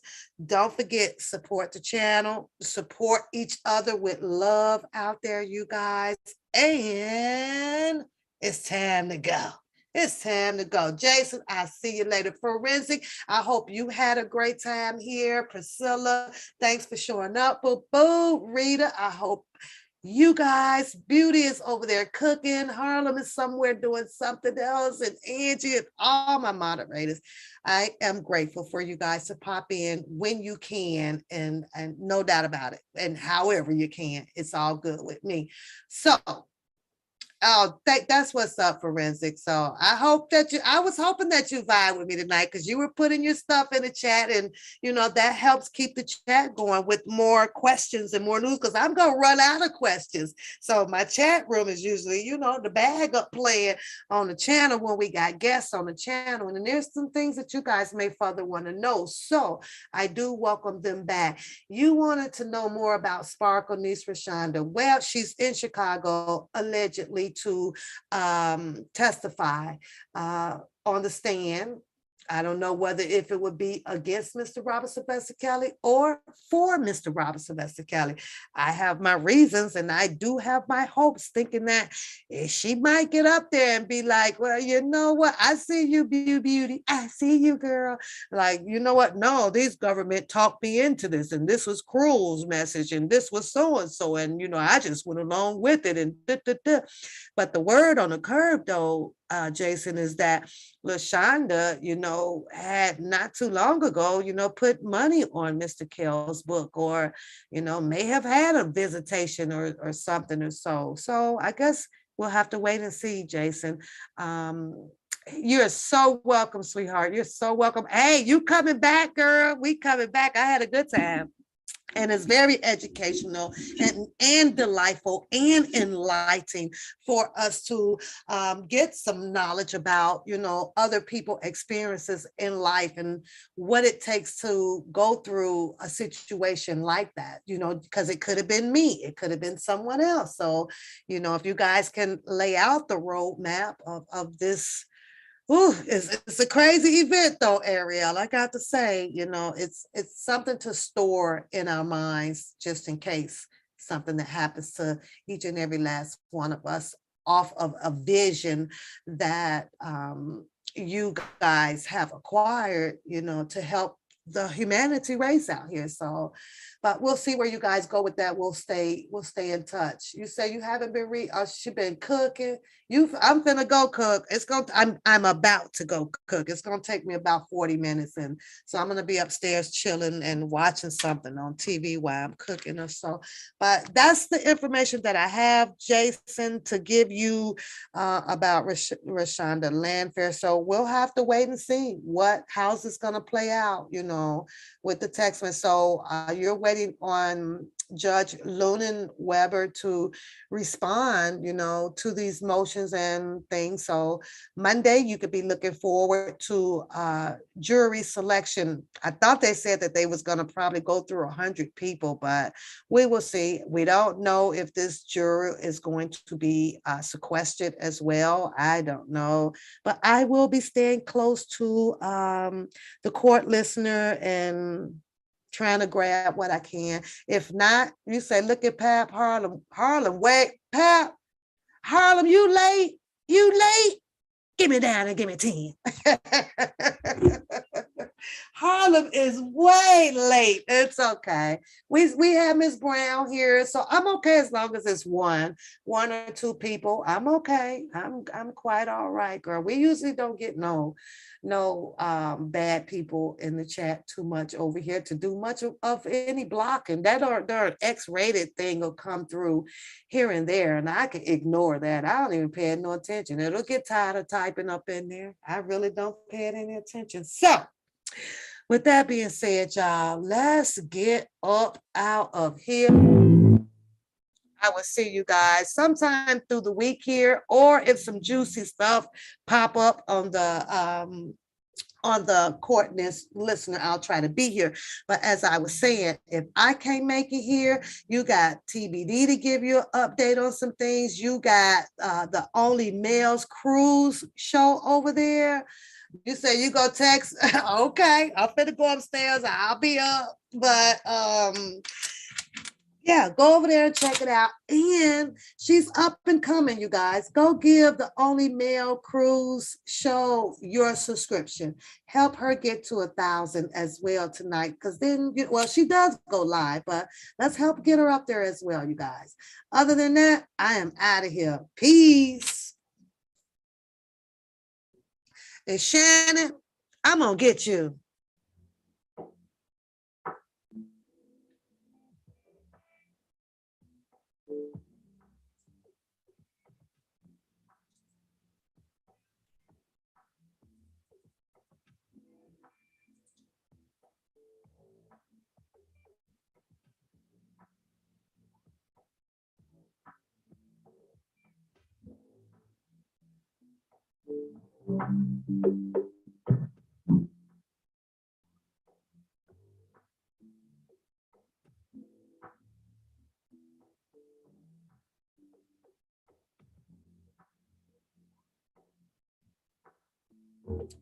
Oh yeah, Capone, she be over there putting it down, baby. I mean, she got funk and spunk reading that paperwork, and you really will enjoy it. There's nothing boring when she gets to reading, and you can understand it very, very well.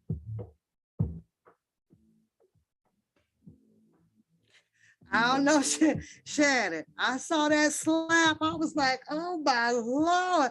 I didn't really expect for Santana to smack back, but Santana was like, shit, you got me effed up. Santana came from Mississippi and was like, whop. I was like, oh my Lord. Oh my Lord. Shannon, you probably gonna go and replay that part too, huh? But I wish them well. I never heard of the Brussels aircraft, so I guess like I said, that's in a different country. I guess Uganda or something over there. I believe it was flying over Africa, so I don't know all the aircrafts name over there. So Lisa Van Allen, she'll be on the show tomorrow night. Jason, make sure you be here. I'm just kidding. I'm just kidding, boy. I'm out of here, y'all. Y'all have a blessed night, and I will see you guys sometime through the week, unless I pop on with some more paperwork from the court listener. Have a good night, you guys. Bye-bye. You be reading emotions in your channel, in my channel. It ain't nobody. I'm not getting I'm not getting anything from you on your channel. What do you mean? You just say, ain't nobody came. And my Twitter, here I come. You finna go over to Twitter? All right. I'm gonna go see what Justice for RK posted up something, so we'll see. I'm finna go over to Beauty Channel right now and hit the thumb up button.